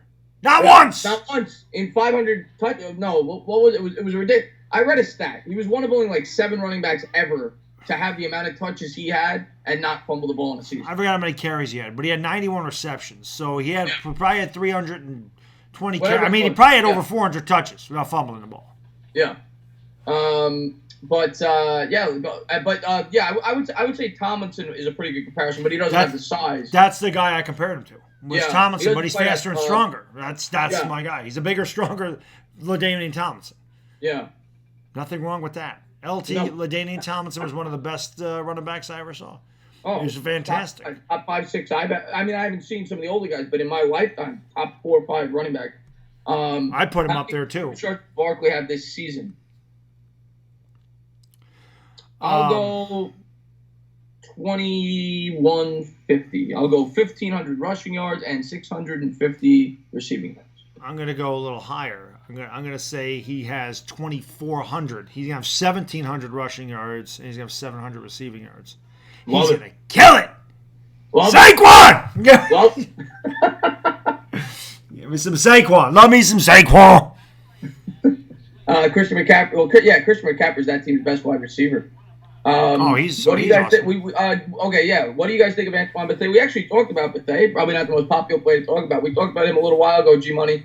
And I like the pickup because for the simple reason that I think he's a really good leader. I don't necessarily think he's a great player anymore. He's still solid. I think he was ranked in the top half of safeties per PFF last year. But hopefully you get an average safety. That's what you're hoping for in terms of production with him this year. But I think the biggest asset for him is he's going to teach those young guys in the secondary. He's a leader, and I think that's why they brought him in. And he knows Betra's system on top of it. Yeah. He knows the system well. SpermCell's in the house. SpermCell in the house. He always brings the angry Cujo dog with him, which I love. I love that. LT was better in between the tackles. I mean, Saquon Barkley's had 1 year. Saquon Barkley can run between the tackles. Oh, yeah. It's just the tackles. I mean, our O-line sucked. You got to understand that. Our offensive line sucked. It's hard to run between the tackles when your whole right side sucks. Yeah. It sucks. Exactly. Yeah. He's got to be whole. It's a tall order, but maybe I mean, I'll tell you what, the run he had against the Jags, 66 yards, that was between the tackles. He could definitely run between the tackles. Somebody says it's a tall order, but Bark. Oh yeah, 100%. He could run for 2,000 yards. Yeah, we're gonna need a little better O-line for that to happen. But in his career, I think he can do it. Yeah, I'm not saying this year. Yeah, I do it. Hypothetical question. All right, this is not a football question. Better than Entertainah, when are you bringing the crew to the West Coast so we can give the Lakers and Clippers cement shoes? I stream all the Lakers games. I give them cement shoes every time I stream them. You know. Saquon can do everything except winning. Well, no one player is going to win a game, SpermCell. Yeah. No one player wins and no one player loses. Now I know people. Aaron Rodgers. Aaron Rodgers last year, where they won 6 games. Yeah, they weren't good. Arguably the best quarterback in football, but he has no talent around him. They don't win. But if that was Eli, 6-10, I'm blaming it's all Eli. Of course. Yeah, of course. We won 8 games last year. That's all Eli's fault. It has nothing to do with the defense, the O-line, everything else sucking. Listen, Eli Manning is a big part of it. I'm not saying he's not. I'm not saying he doesn't have a big part in the blame. But he can't be blamed for everything. I mean, that's what the haters do. They just want to blame the guy for everything and never give him credit for anything. That ticks me off, man. Well, if you're gonna bash a guy, you got to give him credit when he's. I'm successful. fair. I'm harsh with Eli, but I'm fair. I say that all the time. I'm very fair when he deserves criticism. I rip him a new one, and when he deserves praise, I give him praise. Yeah. He deserves praise for his career. I don't give a damn what anybody says. This guy is a Hall of Famer. I say this every time. If you draft a quarterback in the first round, this guy is top 10 in every major pass category, wins you 2 Super Bowls, you sign up for it every time. And he didn't miss a start. You know, that is one attribute about Eli that is probably, other than his clutch factor and his ability to handle the New York market, that attribute is overlooked by a lot of people. Because that is a very important attribute. Look at all the quarterbacks in the league that get hurt. Tony Romo got hurt. Ben Roethlisberger gets hurt all the time. Carson Wentz gets hurt all the time. Carson Wentz gets hurt. It's important when you have a quarterback that can stay on the field. Yeah, Aaron Rodgers has gotten hurt. Cam Newton's gotten hurt. Yeah. It is. Like somebody actually told me, well, the whole reason he has all those stats is because he doesn't miss any games. I'm like, well, are you going to fault him because he's tough and he don't get hurt? Right. That's an attribute. That's a positive that he's there every day. Of course. You know. Let's see what we got here. Complete contrast of the Mannings. Everyone is always all over Peyton's nuts, and lots of people hate Eli. G-Money, well, let's be fair. Peyton deserves people to be all over his nuts. Peyton Manning, in my opinion, is probably the greatest regular season quarterback of all time, in my opinion. Now, in the postseason, he's different. But in the regular season, he revolutionized the game. I mean, they didn't need an offensive coordinator. He was the offensive coordinator. Peyton Manning's incredible. Great mind. Eli's not Peyton Manning. But I get what you're saying, that Eli takes a lot of unnecessary criticism. Because he's Peyton's brother. I was going to say, I think part of it is the fact that he's Peyton's brother and he plays in New York and he's got a goofy face. I think those are the 3 things. But Peyton Manning has a 7 head. He's got like an 8 head. He's got like 2 foreheads. It's like this big. It's like Payne's head is like that big. Yeah, it's ridiculous. Payne's forehead is the size of my torso. I'm gonna call Peyton Torso Head from now on. Let's see. Why doesn't Eli run here? Because he can't. He runs like he's in quicksand. Yeah, he can't. He's never been able to run. Jones Eli, can. I agree with that, Baca. I think Eli did have a stronger arm. Oh, he did. Oh, God, absolutely. Yeah, that is one. Eli had 2 things over his brother. He had a stronger arm. More Peyton clutch. Manning played in the dome, so that helped that he didn't have the strongest arm in the world. But Eli has a stronger arm, and he was more clutch. Way more clutch. Peyton had everything else. Yeah. Again, I look at 2011. The guy broke the freaking single season record for fourth quarter touchdown passes with 15. He beat Unitas' record, and we needed those. We let a lot of last-minute comebacks. We beat the Patriots that year in a last-minute comeback. I go back to the Cowboys game that saved our season when we were sitting there at freaking 6-6, and if we lost that game, we were done. You look at it. Tony Romo missed a wide-open Des Bryant. I think it was Des Bryant. And he missed him. And Eli said, good. And then Eli drove us right back down. We were down 34-22 of 5 minutes ago, and he led us to 2 touchdown drives, and we won that game 37-35. That was all Eli. 2011 was all Eli. Oh, Eli, we always say it. Regardless of what the stats say, because the stats don't blow you away other than the yardage. I think he only threw 29 or 30 touchdowns that year. I don't care what the stats say. That is one of the best individual seasons I've ever seen a quarterback have. So we say that all the time. When you should have won MVP that year. We should have won MVP that year. Yeah. Because without Eli, we're 4-12. that year. Yeah. Without a doubt. Probably worse. Could be worse. We were 30th in defense, 32nd in rushing. Yeah. He was incredible, Eli, that year. Yeah.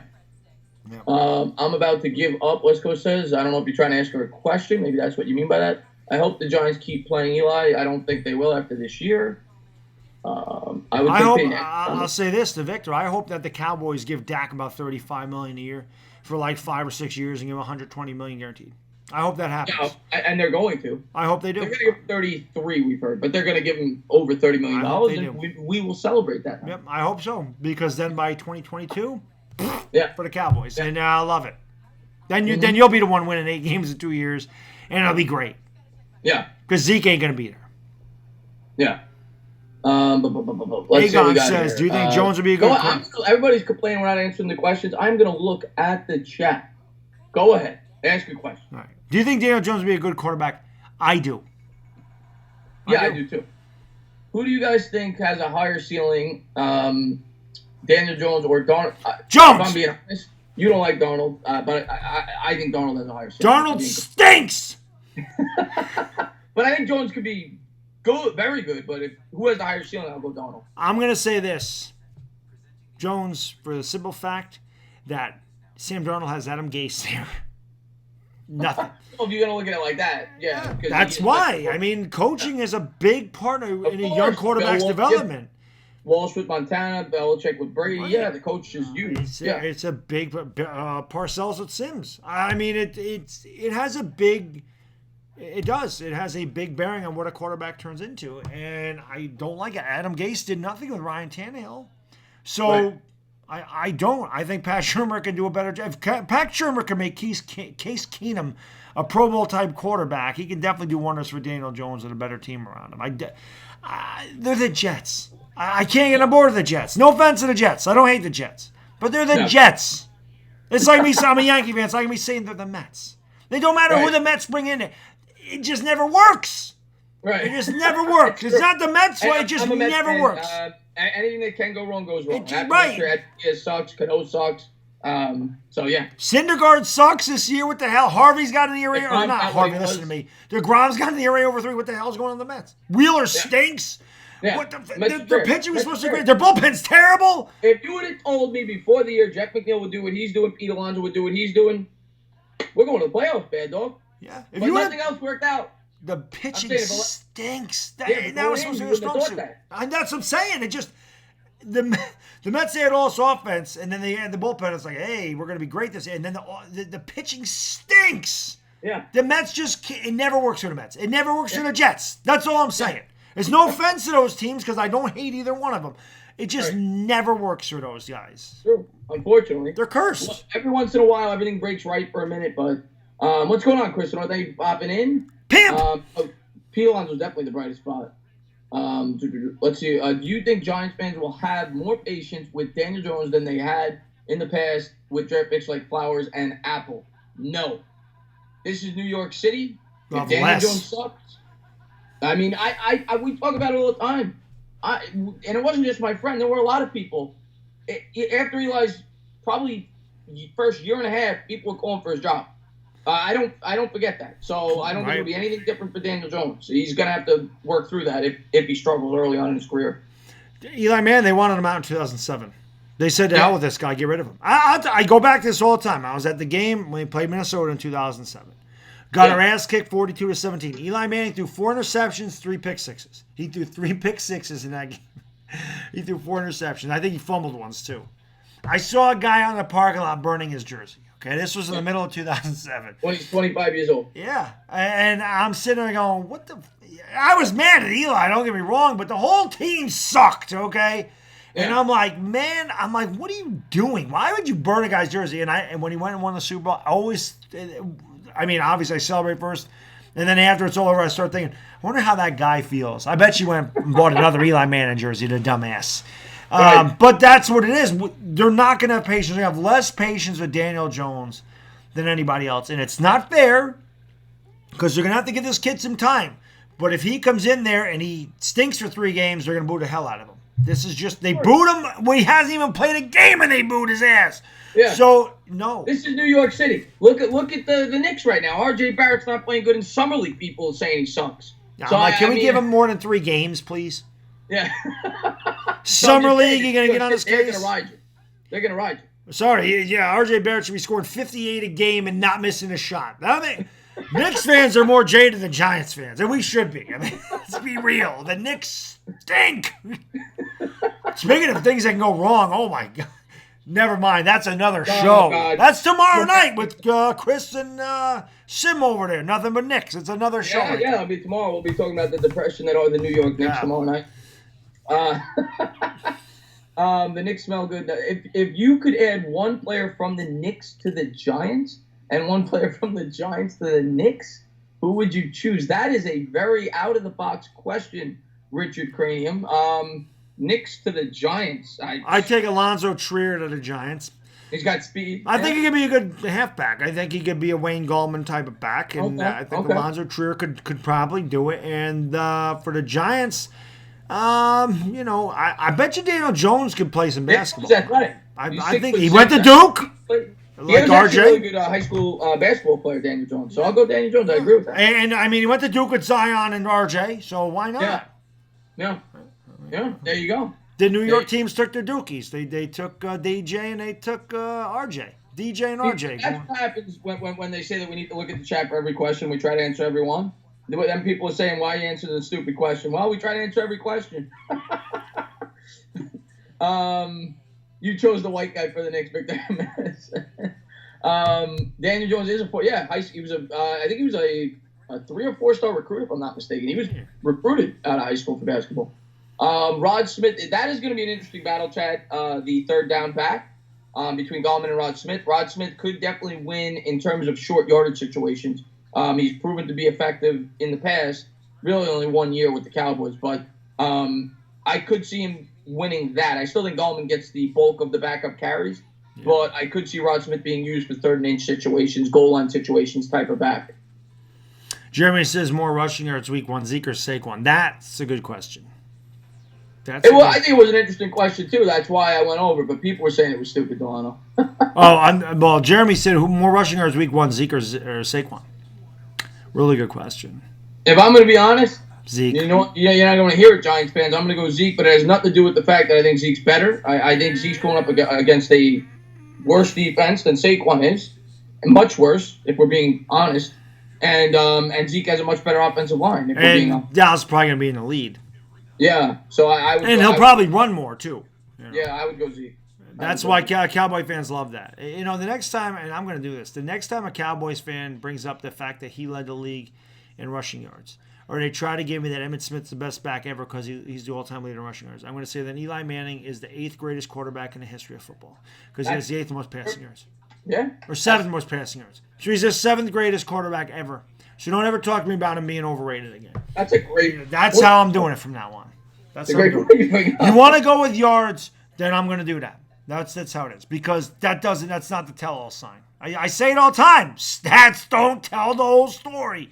Look at the damn tape. If you are being honest with yourself and you watch film of Zeke and you watch film of Saquon, you can't tell me that Saquon is not more talented. He is definitely more talented. Definitely more talented. You can't tell me he's not. Yeah. Definitely more talented. It's not even, in my opinion, it's not. I'm not. Now I know Zeke's put in 3 years, and that's what Cowboys fans will say, and it's fair. And he definitely does some things better than Saquon. I think he's a better blocks better. Yeah, blocks better, and I think he's a better short yardage back. Yeah, he is. But overall, they're not comparable. Saquon can do so much more than Zeke can. Yeah, it's the truth. I mean, that's just what it is. But I get that crap all the time. Like I saw Simon's video made me laugh when he asked Google who's the leading rusher, and it says Ezekiel Elliott. But I mean, who cares? He carried the ball 43 more times. He got 100 more yards. I mean, give him the same amount of touches, and Saquon beats him by. And give him the same offensive line. Yeah, exactly. I mean, come on, man. Yeah. There's a lot more, like I said, there's a lot more that goes into it than just, look at how many yards he had. Come on, man. Right. Come on. Eli will retire at 42. You never know. I mean, one thing I'll say, everybody wrote off Phillip Rivers, too, and then Phillip Rivers bounced back. I remember Phillip Rivers had a pretty bad year 2 or 3 years ago, and now he's putting up great stats again. I'm not expecting it, but you never know. Philly? I don't think it'll be with the Giants, though, if he plays that long. Philly 500 said Barkley may be the most talented running back since Sanders. I compare him to Barry Sanders a lot. Him and LaDainian Tomlinson, he reminds me a lot of both of those guys. He's just a stronger version of both of them. So, give me one player on any team that's not an Eagle, and I take Barkley. Yeah. That's a huge compliment from Philly 500. Yeah, he loves Barkley. But you know what? When you factor everything in, he might be the guy to take too. He's young. He's an unbelievable leader on and off the field. And his talent is off the charts. So he might be the guy that I would take if I was drafting number 1. He'd definitely be in the top 5, that's for sure. Philly says, give me one. Oh, no, that's not Philly. Aegon says, will Entertainah ever become a Yankee fan? I'm trying. No. I'm trying to recruit him. I'll be honest, there's no chance. I try to recruit him. I'm trying to recruit MH. Trying to get all Mets fans. I'm telling them, I'll come to the dark side. I say it all the time. Come to the dark. Terrabelly's in the house. What is going on, TB? There is a great Giants YouTuber there, an OG, Terrabelly. Those are my OGs. Thank you for popping in, buddy. We got some of the Giants Mafia in the house. Terrabelly and Ray. You know, I almost wore my Giants Mafia shirt tonight. No BS. I still got a Giants Mafia shirt. I may have the only one in existence. I still got it. One love, guys. Always one love. When I did the All-Star game, I had Meet the Mets in here. I had Bones in here. I had Geomon, and Geo didn't make it. I had like 4 or 5 of those guys. It was great to see them all. It's always great to hang out with my brothers from way back in the day when I used to have this. Geomon was part of the Who's that? Giants. I didn't know Geomon was part of the Giants. Oh, God, yeah. Geo and I go way back to 2008. Oh, I know. Geo used to do the videos. Yeah, Geo was a big part of the Giants Mafia. Oh, that's awesome. Yeah. My boys. What is that? I said those are my boys. Never forget where you came from. Yeah. Most underrated player on the Giants defense. Underrated. It's hard because. Yeah, we don't have many that are rated. Right.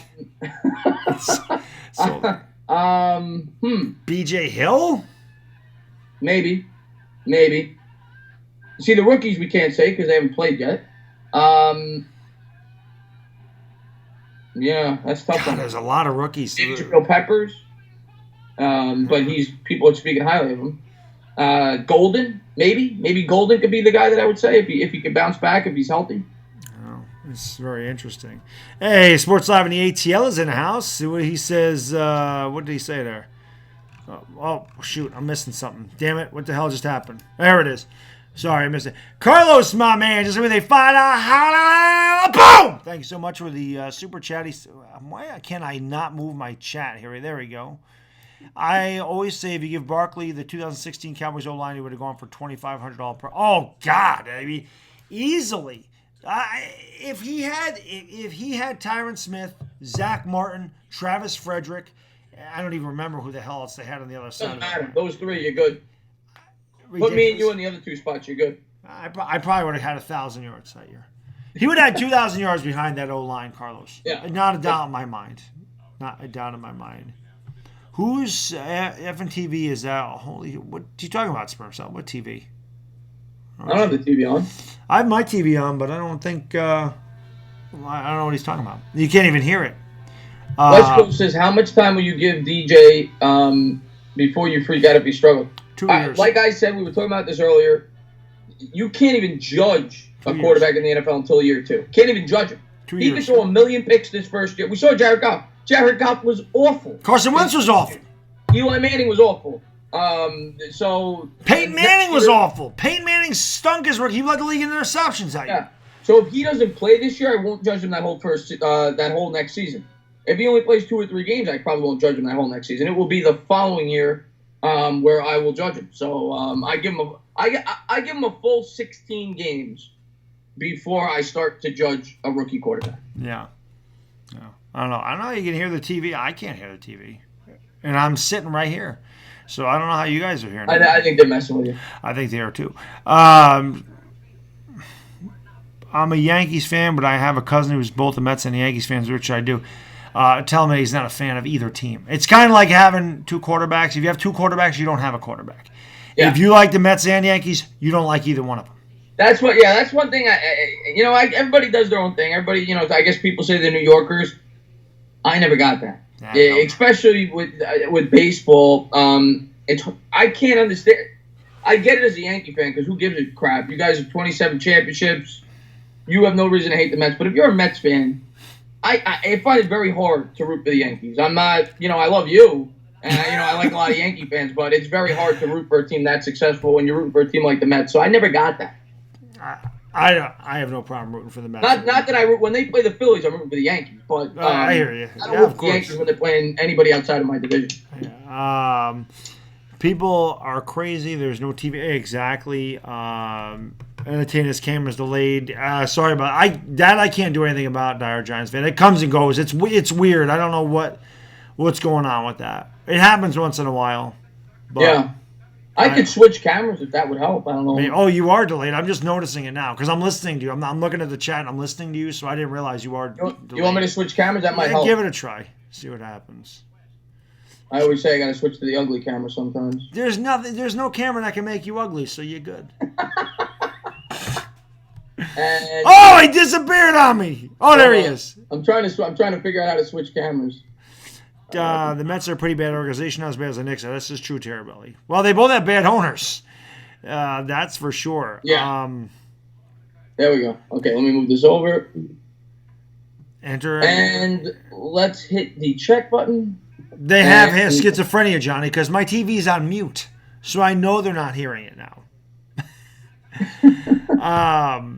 There's no way I can ever root for the Lakers, says Afghanistan. Are we talking about the same Eloy Manning that took the Giants down the field in the 2007 Super Bowl? He eluded all the pass rushes. Ref's got his whistle, and he's got that whistle in his mouth. Yeah, we're talking about that. Yeah, over here, SpermCell, talking about it. Talking about that. Yeah. Tell me if it's better now because we got the other camera on. Tell me if it's better. It's definitely better. Are the Cowboys the most talented team in football besides Dak? That's a great question. They might be. One of them. Yeah, they're definitely top 5. The Chargers are up there in terms of all-around talent. The Rams are up there. Patriots are always up there. Patriots are always, yeah. Because you know what? I'm going to tell you, West Coast, I'm going to tell you exactly why Dallas fails every year. I'm going to tell you why. This guy. Yeah. Their coach sucks. He does. I tell Cowboys fans in every one of my damn streams, and you can ask them, there's probably someone here. Let me coach the Cowboys, you'll win the damn Super Bowl. I'm dead ass serious. It's the easiest game plan in the world. Ready? Zeke, 30 carries. Go. Yeah, you win. You win. Dak, play action 10, 12 times. Dak, RPO. Yeah. Defense, do your thing. Cowboys, 14-2. No, he's got to get cute. If Dak throws under 20 times in a game, the Cowboys are going to win. Period. End of story. That's why. That's why the Cowboys can't win.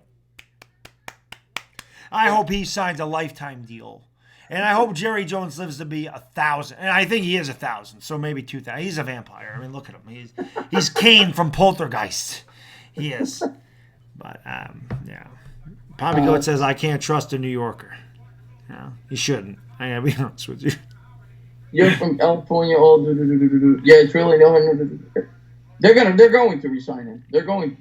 And I don't think Dak's a horrible quarterback, but you look at Dak's numbers. I remember looking at this. In games in which he threw for under 20 pass attempts, I think he's like undefeated. Yeah. So it's a clear game plan if you're a Cowboys fan. You got to run the ball with Ezekiel as much as you possibly can. Last Jedi says, Baddog has the voice of a coach and the strength of a safety. Exactly. That's why I'd make a good coach, because I get in your face. I don't give a damn, brother. They don't want to mess with me. I may be old, but I'm spry, baby. Don't mess with me. Taylor says, Taylor and Jedi are here. I always love when those two ladies are in the house. I sincerely hope Dak comes through for both y'all in your sleep. Well, Dak stinks, Taylor. I love you, Taylor, but Dak stinks. He's not very good. Taylor, that's what he is. Taylor, we're going to make Taylor a Giants fan. She was close. She said if the Giants took Kyler Murray, she was going to be a Giants fan. Well, we had no chance. So, Taylor, you can't blame the Giants for that. No, you can't. And if we, I'll tell you what, Taylor, if we win week 1, you need to be a Giants fan the whole year. Deal? Does that work? I think that's a fair deal. I think it is. I do stink, Poppy Goat. I love Poppy Goat. All right, God, we freaking love you guys. You guys are phenomenal, man. You guys are the best. Taking applications. I mean, you guys, our chat is freaking awesome. And if anybody happens to be new and hasn't seen the Entertainah, man, link to his channel's in the description. So please click on it, sub him up. Awesome Knicks, Giants, content creator, live stream, everything. I mean, he works his ass off. Great content. Awesome dude. Sub him up. I mean, I can't compliment the guy enough. What is that? I said I can't compliment you enough. I mean, you do a fantastic job, man. Same goes for you, man. I don't, it doesn't go unnoticed. You're putting in a lot of work too, and I see you making videos all the time now. So got to.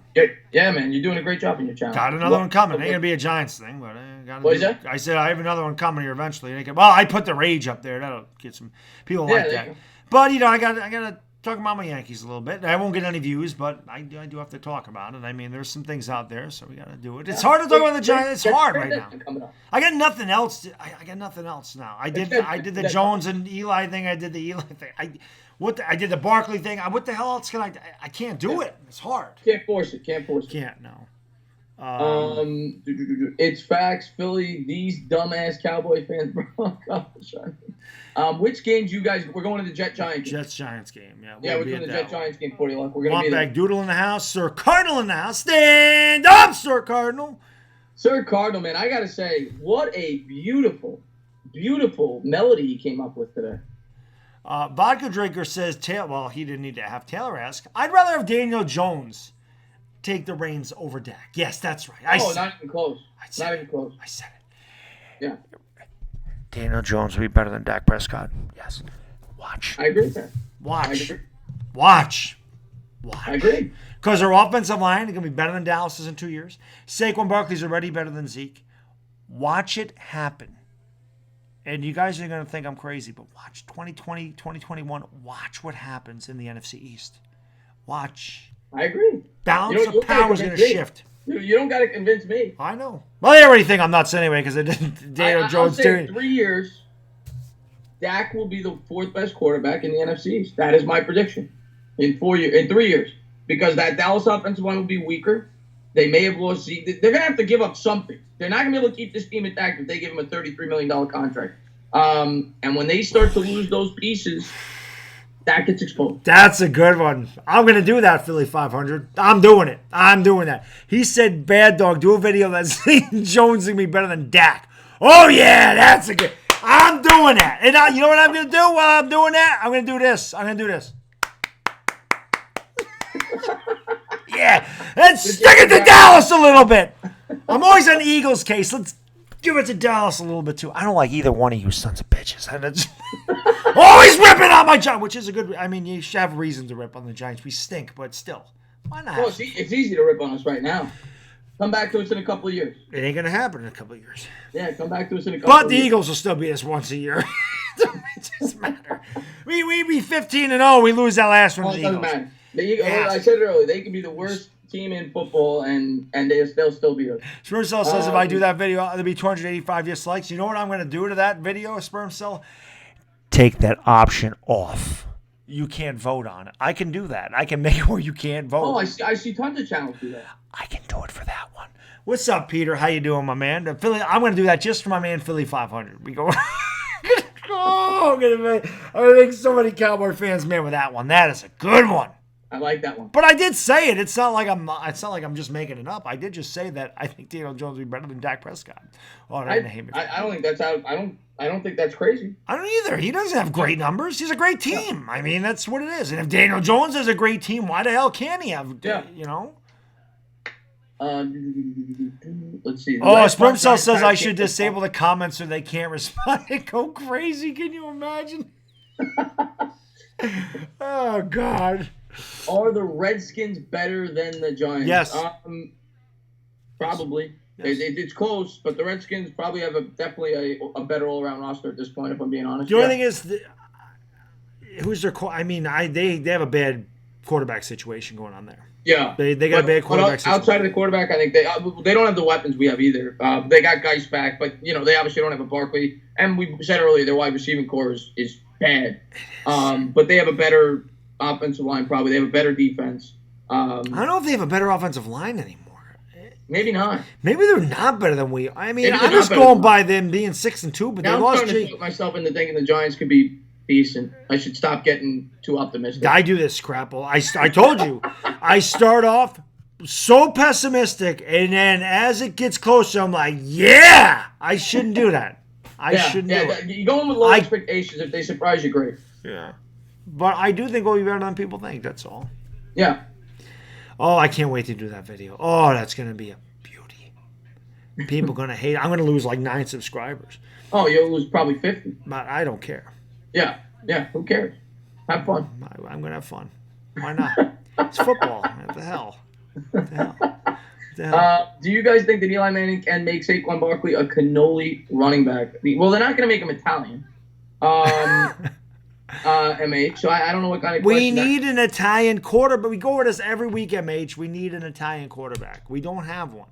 Right, and we're not gonna have one. We got Daniel Jones. The last I checked, that's not an Italian. That's not Italian. No, that's Irish, maybe. Oh, got to end in a vowel. Yeah, I mean we could add an E at the end of it. Daniel Jonesy. Yeah, Daniel Jones say. I'll tell you what. If Daniel Jones is really good for us, I'll make him an honorary Italian.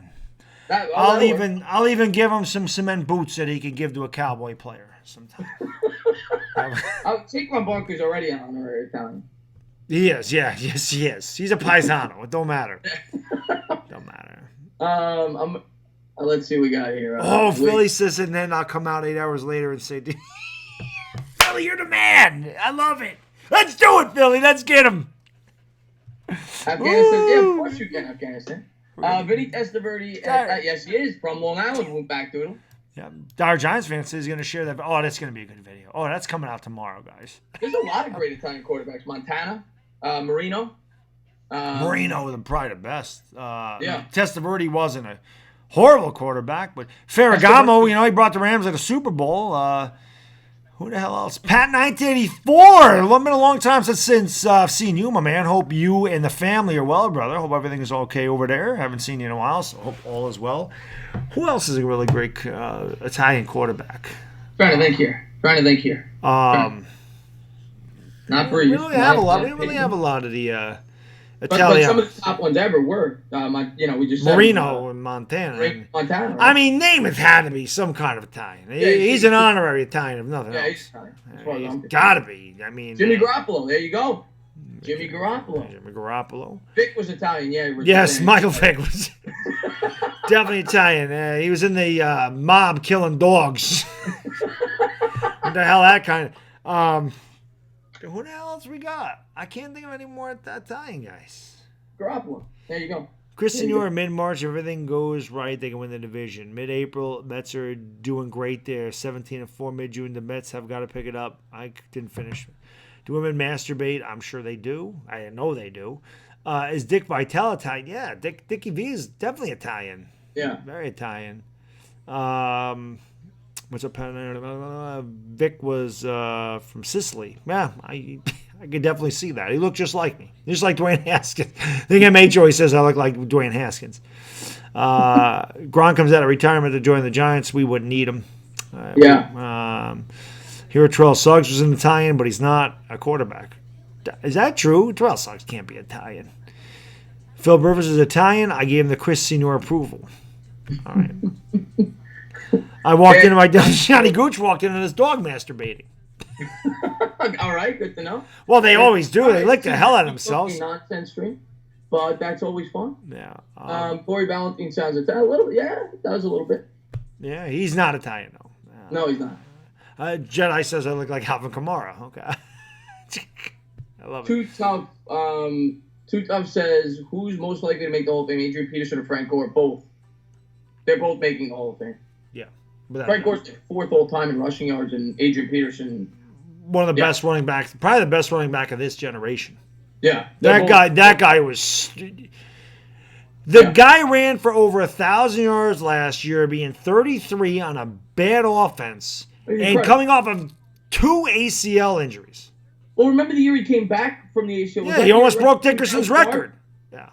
Yeah, he ran for 2,000 yards off. That was his second one, too, because he had it at Oklahoma. That's why he went later in the draft. Crazy. That guy's dumb. And he's not built like a running back because running backs aren't 6'3", and that guy is.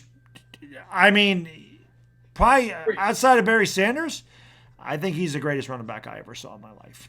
The only thing that he's missing to his game is he wasn't much of a pass catcher. But in terms of and he had to be in the I formation. They always said he struggled running out of the shotgun. But in terms of just being a straight-up running back, I probably don't disagree with you. He was that talented. Think about this. Adrian Peter, I don't know where he has all-time rushing yards. He missed a year because of a torn ACL. And he missed a year because he disciplined his kid with a switch.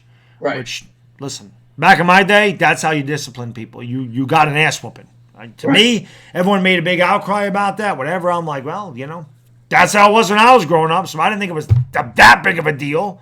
I couldn't do it to my kid, but I mean, I get it. I mean, I took my share of ass whoopings if I deserved it. It's not like they just decided to smack me for no reason, but hey, if I screwed up, hey, it happened. That's what it was. 100%. Yes. Everybody is saying that. I got the BBN, the Big Black Mike. He's so they, enormous Mike. It's because of the camera angle, I think. Because I think it's the same mic you have. It is. It's a Yeti. It's just that it's that my table's up much higher. Let's see if I see. Yeah. See. So there we go. There we go. Oh, there we go. So if I had it here.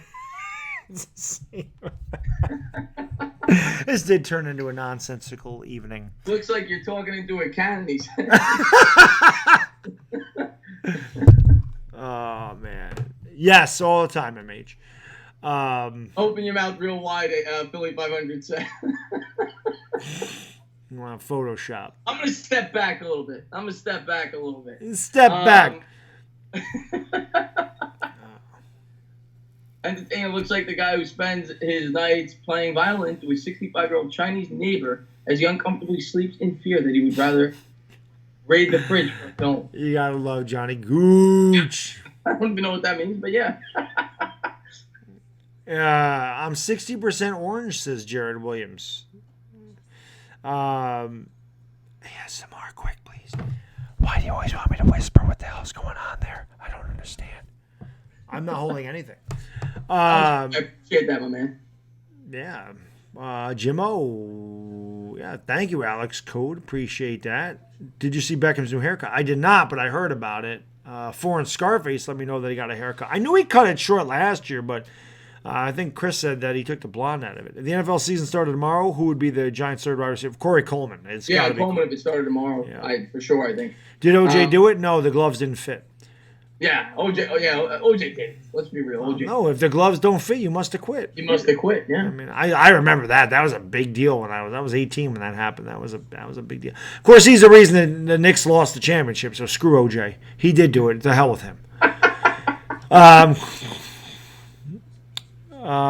Do you do bodybuilding, Bad Dog? I lift a little bit. Sure. Do the $5 boom accent. What do you mean? I don't do an accent when I do the booms. Where do y'all think Ramsey will go next? Jalen Ramsey? No idea. Yeah, I don't think he's going to stay in Jacksonville. That's for sure. He could go to the Giants, but the Giants already we don't need that. A lot of people brought that up. I don't see it because they've drafted cornerbacks. Yeah, so, and that we don't need that kind of player on our team. They got rid of all those distraction guys. He can't stop running his mouth. Technically, because the Giants have cap space, but I want no part of Jalen Ramsey. What happened to the airplane that disappeared? Well, it landed in the Bermuda Triangle and disappeared. That happens. I believe Daniel Jones was shocking people. I agree with you, Agon. Didn't the cops destroy all the evidence? He got away with it. I have no idea. Bodybuilder Dog 7676. Chris lost his New York accent, not Italian. Get out of here. Chris Senior's giving you shit. West Coast says rank the divisions. Okay. NFC. All right, let me go over this. The NFC East has two of the better teams by most expert standards, Cowboys, Eagles. The AFC South, I think, is very good. The Texans, the Colts, Jags. The Jaguars. I would say the AFC South might be the best. I might rank the AFC South the best division this year. I gotta agree. NFC West is decent. Titans are nothing to sneeze at either. AFC West is decent. AFC, well, they got two top teams there with the. I think the Raiders are going to surprise some people this year. Yeah, my NFC sleeper. North is pretty good with the Packers, the Bears, Vikings, and the Vikings. And the Lions are not horrible. But I think I would go AFC South this year. It might be my top division. The NFC South could be pretty good, too, if the Falcons bounce back. With the Saints, the Falcons, the Panthers. Yeah. Bucks stink, but... Yeah. But I think I'd go AFC South, number one. Yeah. No, I got to agree. All around. It's pretty good. How's Raiders' O-line looking? It looks a lot better than it has in the past. If Derek Carr stays healthy, the Raiders could surprise a lot of people. Although Josh Jacobs is holding out, so I mean, I don't know how that's going to work, but... Senor says the Raiders are going to win 8-8, but you're a Charger fan. You don't like the Raiders. I think 8-8 is fair, though, in that division, because you're playing the Chiefs and Chargers four games. The Chiefs are taking a step back this year. Well, no Hunt, no Hill. How long is Hill out? What's the deal with that? Isn't he out all year? I don't know. I haven't heard. Did they come? I don't know. I honestly don't know. I'm thinking he's out all year. Yeah, he has to. He broke his kid's arm, man. He should be. If Adrian Peterson was taken out for a year for hitting his kid in the ass with a stick, which, like I said, that was the way we disciplined back in the old days. You break your 3-year-old's arm? He's not out. 40 Luck just said he's not out. He's not out. So why do they suspend Peterson on it? See, that's what I thought it was. Two Tough said 4 games. That's what I thought it was. So tell me how Peterson gets a year. Well, didn't break any bones. I'm going to tell you why, but it's nonsense. His wife said he didn't do it. So Peterson's wife should have said he didn't do it. There's no visual evidence or anything. Was there visual evidence that Peterson did it? No, I'm just saying. That's why he didn't. They dropped. Crap. Yeah. Crap. Oh, what a bunch of garbage. Which teams that were sub 500 will make the playoffs come close as Rudy T? I think we both think the Bills have a chance. They were sub 500 last year. Packers. I like the Packers. Falcons. Falcons are another team that can. Jaguars are another team that can. I would say those probably. Trying to think of another team. 49ers, another team. Yep. So, yeah, there's a couple teams there. But if I had to pick one that I'm most confident in, Jags. I think I'd go Packers. Yeah, I might go Jags. I like the Packers this year. Jags, I think the Jags that defense is stupid. And they had a Josh Allen, and they had a Nick Foles. They get D.D. Westbrook back. They get Leonard Fournette back. They're such a tough division, though. That's the only thing that concerns me there. The Colts and the Texans. It is, but man, that defense, Jacksonville defense, man. It's gonna be that division is gonna be tight. Like, I don't think the Colts. A lot of people picking the Colts to go to the Super Bowl this year. I don't know if they're gonna get. I think they're gonna make the playoffs, but I don't know if they're gonna get a top seed because that division is going to be brutal. If the Jaguars are that much improved. Yeah. West Coast says, "Am I gonna spank a little bit?" Hell no, I don't have that in me to spank my kid. No way. Yeah. No way. No way. Do you think Kyler Murray gonna go into the Giants? What? Do you like Kyler Murray going to the Giants in the NFL draft? I would have loved it if he went here. Yeah. It didn't happen. Do you think the Knicks will get? No, they're not going to get Russell Westbrook. No, we shouldn't. That contract is ridiculous. They're not going to bring him in. Horrible. Who wins the second cornerback spot? I agree. DieHardGiantsFan fan DeAndre Baker. Yep. Do you think Atlanta's upping their offense to replace Matty Ice? I don't think they're replacing Matt Ryan anytime soon. I can't see that happen. I bet the Pats they're not. Look at these two studs. Indeed, Caesar. Indeed. Now that we have depth at D-back and receiver, which do you feel more confident about? D-back, Rudy, for sure. Yeah. Sure. In terms of the wide receiver, we have some depth, I guess, but I'm not fully confident receiver. I don't view us as having a number one wide receiver. I don't view Shepard as a number one, not yet anyway. He's got to prove himself. I think they could still use a big-time wide receiver, and I could see the Giants actually drafting a wide receiver early in next year's draft. Definitely. Yeah. Definitely could. Taylor says Little Bad Dog's too quick to catch it. He is he's quick. My kid is very quick. He definitely is. But I do have to catch him because a lot of times he doesn't let me change his diaper. He thinks it's funny to run away from me. I actually have a video of him trying to hide. It's hilarious. He'll be high on the couch. I'll say, "Come on, let's change your diaper," and he pulls a blanket over him like I can't see him. It's pretty funny. See if I can. I don't know if you'll be able to see it because I don't know how good my phone is, but it's just funny. Watch. You see at the beginning of this. I tell him, "Come on, let's change your diaper," and he tries to hide because he's a little. Let's take a look at this. We're getting behind the scenes footage here. Yeah, let's see if you can see it though. That's the only thing. I don't know if you'll be able to see it. Where is this on here? There you go. Let's see. I think you got the same phone as me. It's from 1972. It is. It is. It's a piece of garbage. My phone actually stopped working today. I can't get phone call. Come on, let's change your diaper. You see him? Yeah, of course, yeah. That's the future quarterback for the New York Giants. He does not want that diaper changed at all. He doesn't. There he is hiding underneath the blanket. He's looking for the curl underneath. Let's see what he does here. Trying to find a crevice in the couch. Oh, he's got the thing in his mouth, too. Yeah. He's going to talk smack to me at the end of it. Watch. Right here. Look at it. What'd he say? I have no idea. But that's what he does to me all the time. Man. So, I mean, he's the man. So, it's funny. But that's what he does every time. He just throws a blanket over him like I can't see him. Because in a 2-year-old's mind, you can't. I put this over me. He can't see me. It's hilarious. He cracks me up. He's such a humor. Stand up, little bad dogs. Stand up, little bad dogs. Yeah. Tina commentating the diaper. Tina can do anything. He's doing play-by-play of a diaper change. It's amazing. It's incredible. The guy's got talent. Going for a swift diaper there. I'll tell you what. Entertainah and I need to call a freaking game sometime. We need to be in the booth. I'm dead ass serious. Oh, yeah. Yeah, we got to call the Giants up. We would have to curtail it a little bit. Me especially. I mean, we see what I do. But drink beer either, unfortunately. Well, why? Summerall did it. Summerall did it. Yeah, we'll do it. Euchre does it. I know Euchre does it. But Harry Carey did it. What's that? Does Euchre still do it? Oh, he sounds like he does. I remember I was watching a Mets Brewers game. Obviously, I was getting the SNY broadcast, but they let you listen to Euchre for one inning, and he was reading the instead of commentating on the game, he was reading the mail to his fans. I remember just dying of laughter. I'm like, that's something Bob Euchre would do. That is him. West Coast says, if Little Bad Dog becomes a starting quarterback of the Eagles, would you become an Eagles fan? I would definitely root for the Eagles to win if he was a quarterback. Absolutely. Yeah. But I would still root for the Giants to whoop that ass. That's right! I would root for the Eagles except for 2 games a year when they played us. That's right. And I'd say, hey, sorry, Little Bad Dog. They whooped your ass today. Sorry, little buddy. I'd tell him, I'm like, listen, why don't you throw like 4 interceptions today? Shh. Just give it to the Giants.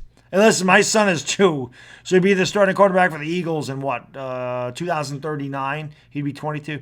So maybe by then we'll be able to beat that team. I don't know. Maybe your son will do the trick. DieHardGiantsFan says he moots commentators when they watch. I told people that in the All-Star game, DieHardGiants. I said, listen, you don't want to listen to Joe Buck? Listen to me. I'm better than Joe Buck anyway. I know I am. Yeah. It is what it is. Joe Buck sucks. Joe Buck, he sucks. Awful. He's so biased. I wonder if Saquon still loves the Jets. No, he loves the Giants for a while. Did he ever love the Jets? I think he grew up a Jet fan. Oh, poor guy. Yeah. Poor guy. I don't know. Guzzo's son will be Bartolo Colon, a very impeccable pitcher for the Mets. Well, he pitched for like 40 teams. Yeah, Bartolo Colon, that guy was a great. I think he won 20 games twice. Bartolo Colon was a great pitcher. For Cleveland, he was really good.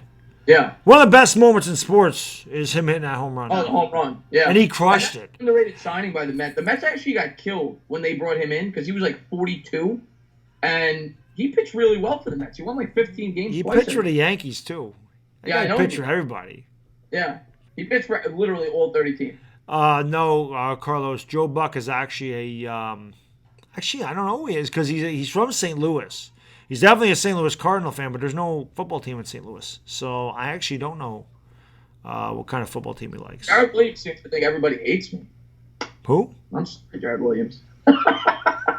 He's a Yankee fan. I get it. He's miserable, but I'm sorry, man. I'm a Met fan. Oh, well, he just wants you to. I'm just joking. He just wants you to be. I think he's just quoting the TV show.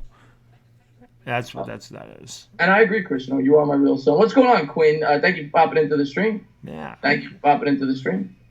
Quinn Glenn, Philly, 1989. Yeah, thank you. I've never seen that name before, so thank you for being here. Probably gonna wrap it up in about 5 minutes. This went late again tonight. We just kind of.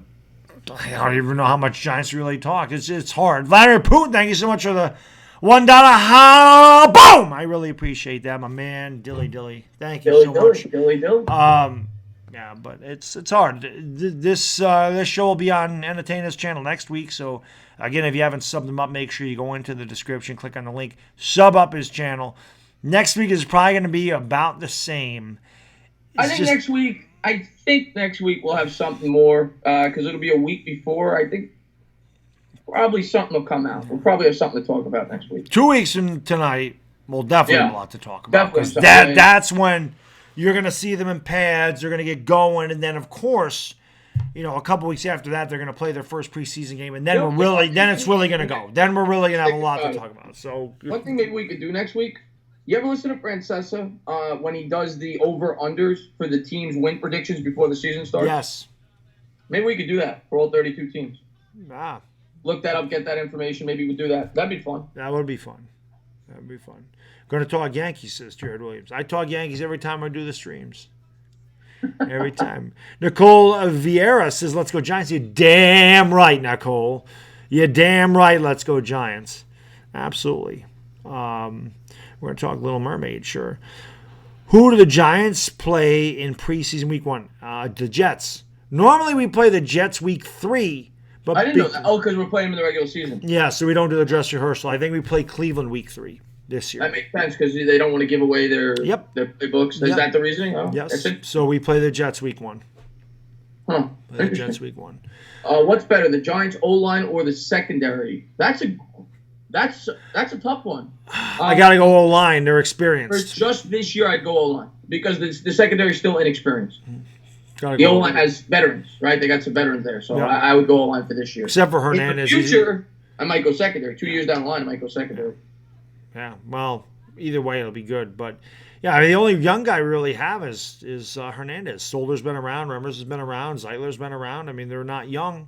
Yeah. So, Yeah, they're established vets. I will never do a politics stream, Brandon. I do not talk politics. Yeah, why would we do politics? This is a sports channel. I would never do. I'm not into politics. I don't pay attention to them. I get stressed out. I'll do a dolphin stream.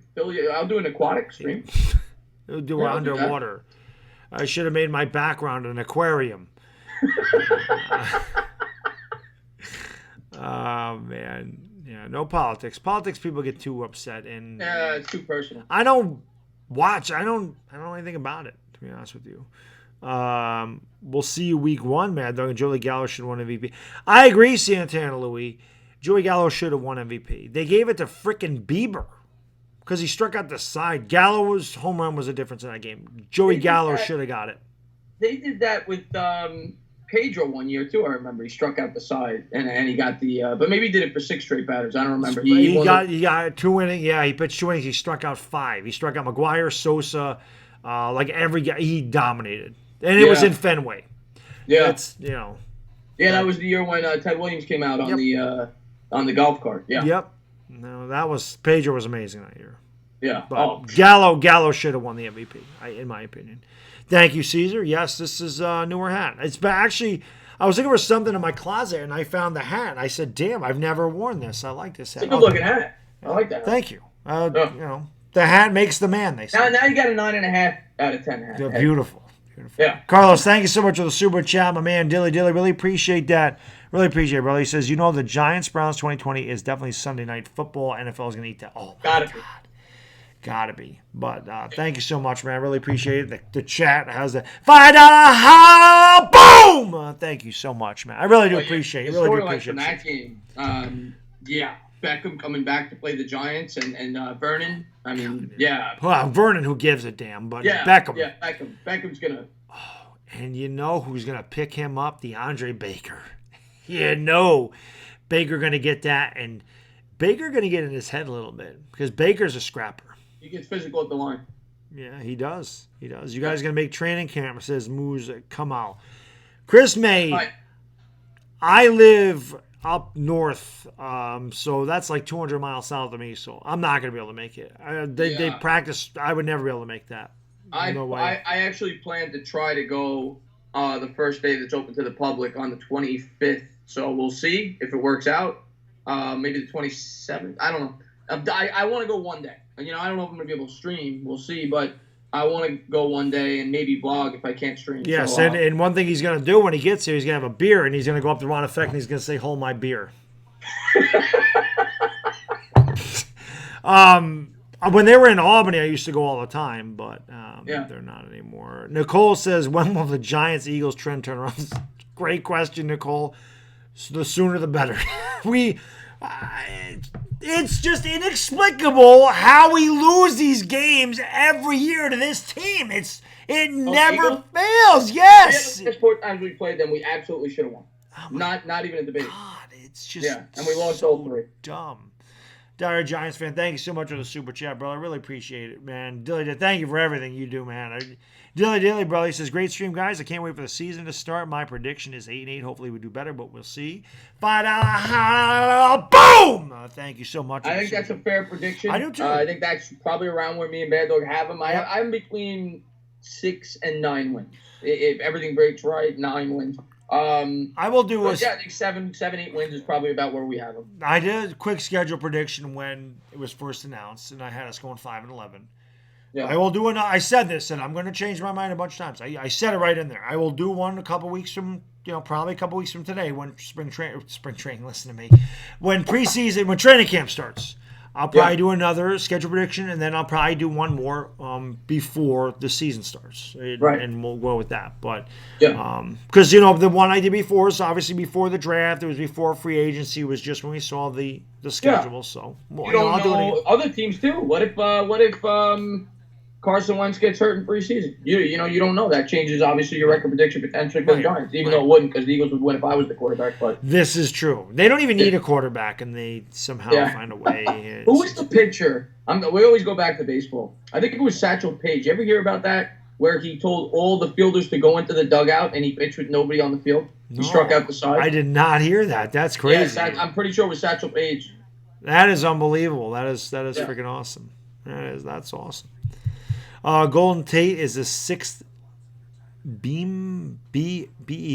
I don't know what that means. Giants are that's all over the place, Trixie boy. You said 4-12, 7-9, or 9-7. That's like everywhere. Yeah, he's literally like playing the lotto. That's everywhere. Of course, he gets hurt in preseason. I'm coming after the Entertainah, says Philly 500. Your schlong's going to fall. Simon's in the house. He says, I got nothing but love for you, but the New York Giants season is already over. Simon, you're my boy. You know that. Week 1, Simon's going to be on my channel, by the way. Yeah. He's going to be on the channel, big-time Dallas Cowboys fan. We'll hash it out then, Simon. Yeah. We'll hash out Giants, Cowboys. We'll hash out Zeke and Barkley. We'll do it. We'll do it live, Holmes, as Halen used to say, and we'll have a good time doing it. But the Giants season is not over yet. No, it didn't even start yet. We're just getting started. Yeah, we're just getting started. Yeah. You're gonna love the video I come out with tomorrow, Simus. I'm not telling you what it is. You weren't here earlier. You're gonna love it. It's gonna be great. Cowboys fans gonna love me for that video. Woo! They're gonna love me for that one. How many subscribers you got right now? I don't even know. 9,450. Well, let's just say what 9,450. All right, tomorrow you have about 9,000. Probably. Probably. Or I might have 9,700. Yeah, you never know. Eagle fans be like, yes, I love this guy. I love Simus. So Simus he's a freaking awesome guy, man. I love that guy. And the reason is doesn't pull any punches like me. If a Giants fan is stupid, I'll call a Giants fan out. And if Cowboys fans got a hand, they'll call them out. We're the same age, old school guys, and, same type of attitude with our teams. It's just, we're harsh but fair. That's if somebody on the Cowboys is sucking, Simon's going to call them out. That's just, I'm the same way. So it's, I'm looking forward to it. That should be a cool collaboration. I've seen his work before. He does a good job there with the TTC stuff. It'll be good. It'll be fun because we go back a long ways. So it'll be a lot of fun. Having him on it, having EDP on the channel, having some guys that I've had some run-ins with in the past will be a lot of fun. Having Rover tomorrow night. Not that I had a run-in with Rover, but hey, that's going to be fun because Rover thinks outside the box. Yeah, he's coming out. Yes, that's the best way to describe Rover. 9 wins is our floor, says PHILLIES. What if Carson Wentz gets hurt week 4 and misses 6 games? Yeah, I think I have him for 9 or 10 wins. That's what I got the Eagles winning this year. I wouldn't say it's your floor. No, not my floor. That's what PHILLIES is saying. Have them winning like 12 games. I mean, you look at the power rankings; they're second, they're first. I'm not that high. The Cowboys are better than the Eagles. Yeah, sorry. I really believe that. Yeah. They got a better running game. Yeah. They have a better O-line. Although somehow the Eagles' O-line is ranked higher. The Eagles' O-line struggled last year. I watched. It's why Carson Wentz got hurt. You know. Yeah, Carlos they had a lot of injuries. I will say that. I think the whole O-line got hurt, if I'm not mistaken. But there you go. Get that real Carlos, thank you again so much for the super chat, brother. Dilly, man. I really appreciate it. $2. Boom! I know the chat loves that. Dilly. How many pick sixes from our brand new secondary? Hopefully 3. Hopefully. I mean, that's really hard to predict. I mean, what if like Lorenzo Carter picks one off and runs it back? That doesn't count. It doesn't count. Because last year we had that with Ogletree, right? 1. Yeah. 1. Janoris Jenkins does a deed. Yeah, I mean, pick sixes, that's a lot of luck a lot of times, right? Because it's where the ball's thrown and, usually it's when you jump – it's usually when you jump a route and you have a running start. You usually take it. I mean, we definitely added an athletic player in Jabril Peppers that is the type of player that's capable of having – I'm going to go Janoris Jenkins. He's the one that does it. Yeah. All right, we'll go with I'll go with 2. I'll go with 2. I'll go with 1. I'm going to give it the double J, and we'll see what happens. And in the week after we do it, we trade his ass away. Sell high. Yeah, we'll go for like 5 more minutes and we'll wrap it up. Yeah, 5 more minutes. We'll call it night. We went late. It did. Wow. The last couple of streams went really late. It's because we just ended up talking to the chat. Tonight. We're going overtime tonight. Yeah. Does Baddog enter the NFL top 100 list every year? I do. Yeah, I always watch that. I think every football fan watches that. Did that come out yet? I don't even know. Hasn't. This is something I told a guy that was trying to give me the Jordan Howard is better than Barkley thing, or the fact that whatever he was saying, that Howard's better right now, Barkley will be better in the future. I said, well, how much do you want to bet that Saquon Barkley's higher on that top 100 list? And that'll tell you. I said, Jordan Howard would be lucky if he makes it. He's going to be in the top 100. Saquon will be top 10. I guarantee you. Saquon's top 10. I should be. I don't think he will. No? Who's because top he only played 1 year. They're going to say he'll be like... But it's of 2019. It's the best players of 2019. Okay, so it's just... Yeah. He should be. He'll be top 10. Now, the players vote on this, right? He'll be top 10. I guarantee you. He should be. He may be top 5. Yeah. Real talk. Real talk. He may be top 5. Yeah.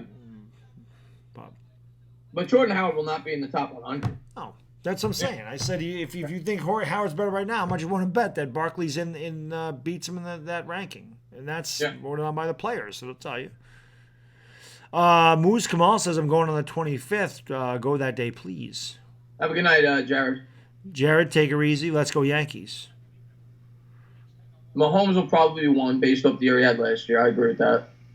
Lord Brunson was 40 luck like that. But, you know who could be 1, actually? I'm thinking about it. Based off the year he had, Aaron Donald. Guy had 20 sacks from the deep tackle position. What was that? Oh, he could. Oh, God, yeah, he's top 5. Aaron Donald might be number 1. Everybody automatically thinks quarterback, but I wouldn't be shocked if Aaron Donald's number 1. Well, he definitely could be. Yeah. He definitely could be. Beckham will be in there.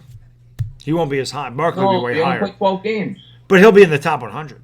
Oh, he'll be in the top 100. Yeah.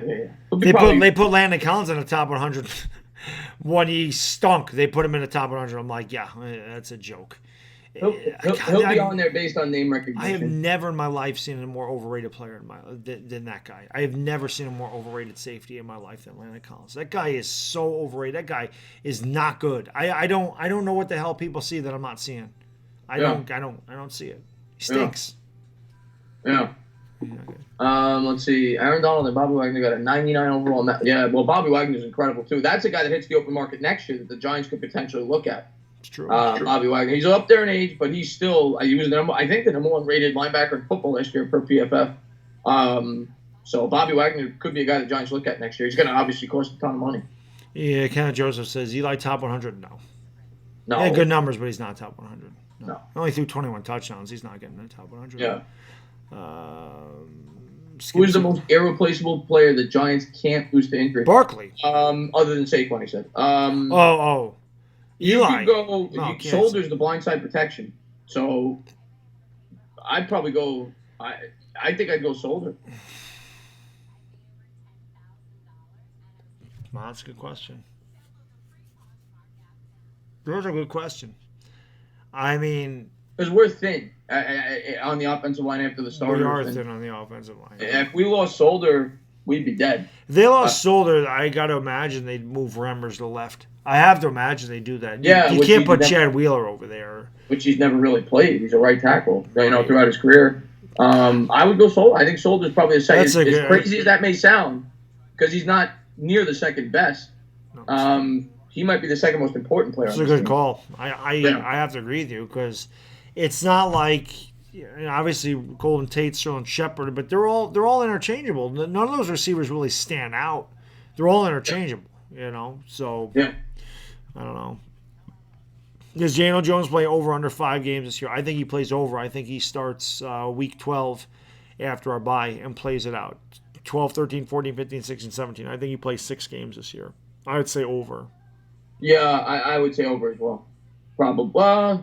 You said 5 games? I'm going to say right on the mark, actually. I think he comes in after the bye. I'm going to say 5 games he plays. That is 5 games. There's 6 games, though. 12, 13, 14, 15, 16, 17. Oh, okay. Then I'm going to go over. Yeah. I think he plays right. Yeah, 1 game over.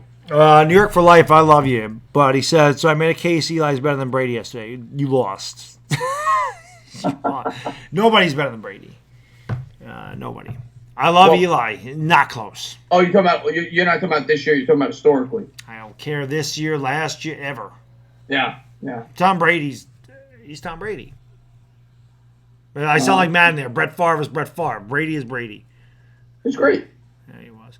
Well, listen, guys, it is late. We're going to wrap this up again. Really appreciate everybody hanging out. Thank you so much. Again, if you haven't done so, man, sub up the Entertainah Talking Sports. The link to his channel is in the description. Thank you so much for hanging out, guys. Really appreciate it because, again, not much Giant stuff to talk about, but just hanging out with you guys is great.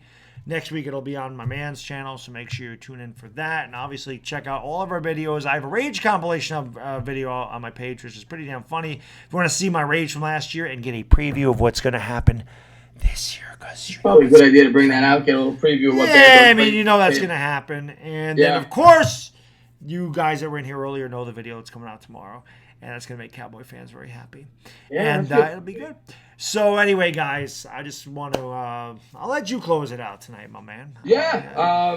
Well, like anybody that's a subscriber of mine, be sure to go into my community notes. I put a poll up. I'm working on a video series as well, where I'm going to be doing videos based on position battles in camp. So go on in the community notes, vote which position battle you want me to make my first video on. So far, Baker, the cornerback battle is leading, which I thought it would. I thought it would either be Eli versus Daniel Jones with the cornerback, but that's the next video I'm going to be working on. So, but yeah, of course, I always have a great time doing this show with you. We'll be on my channel for it next week, and I cannot wait till it gets in season when we're doing both channels on the same week. I mean, 2 shows a week. What's better than that when we have so much to talk about? Yeah. So I just can't wait to get the season started. Training camp is only 2 weeks away. Unfortunately, we didn't have a ton to talk about tonight, but we made do. We still were live for over 2 hours. Yeah. One thing I will say, we do like to take questions from the chat, but during the season, that is going to be really difficult because at least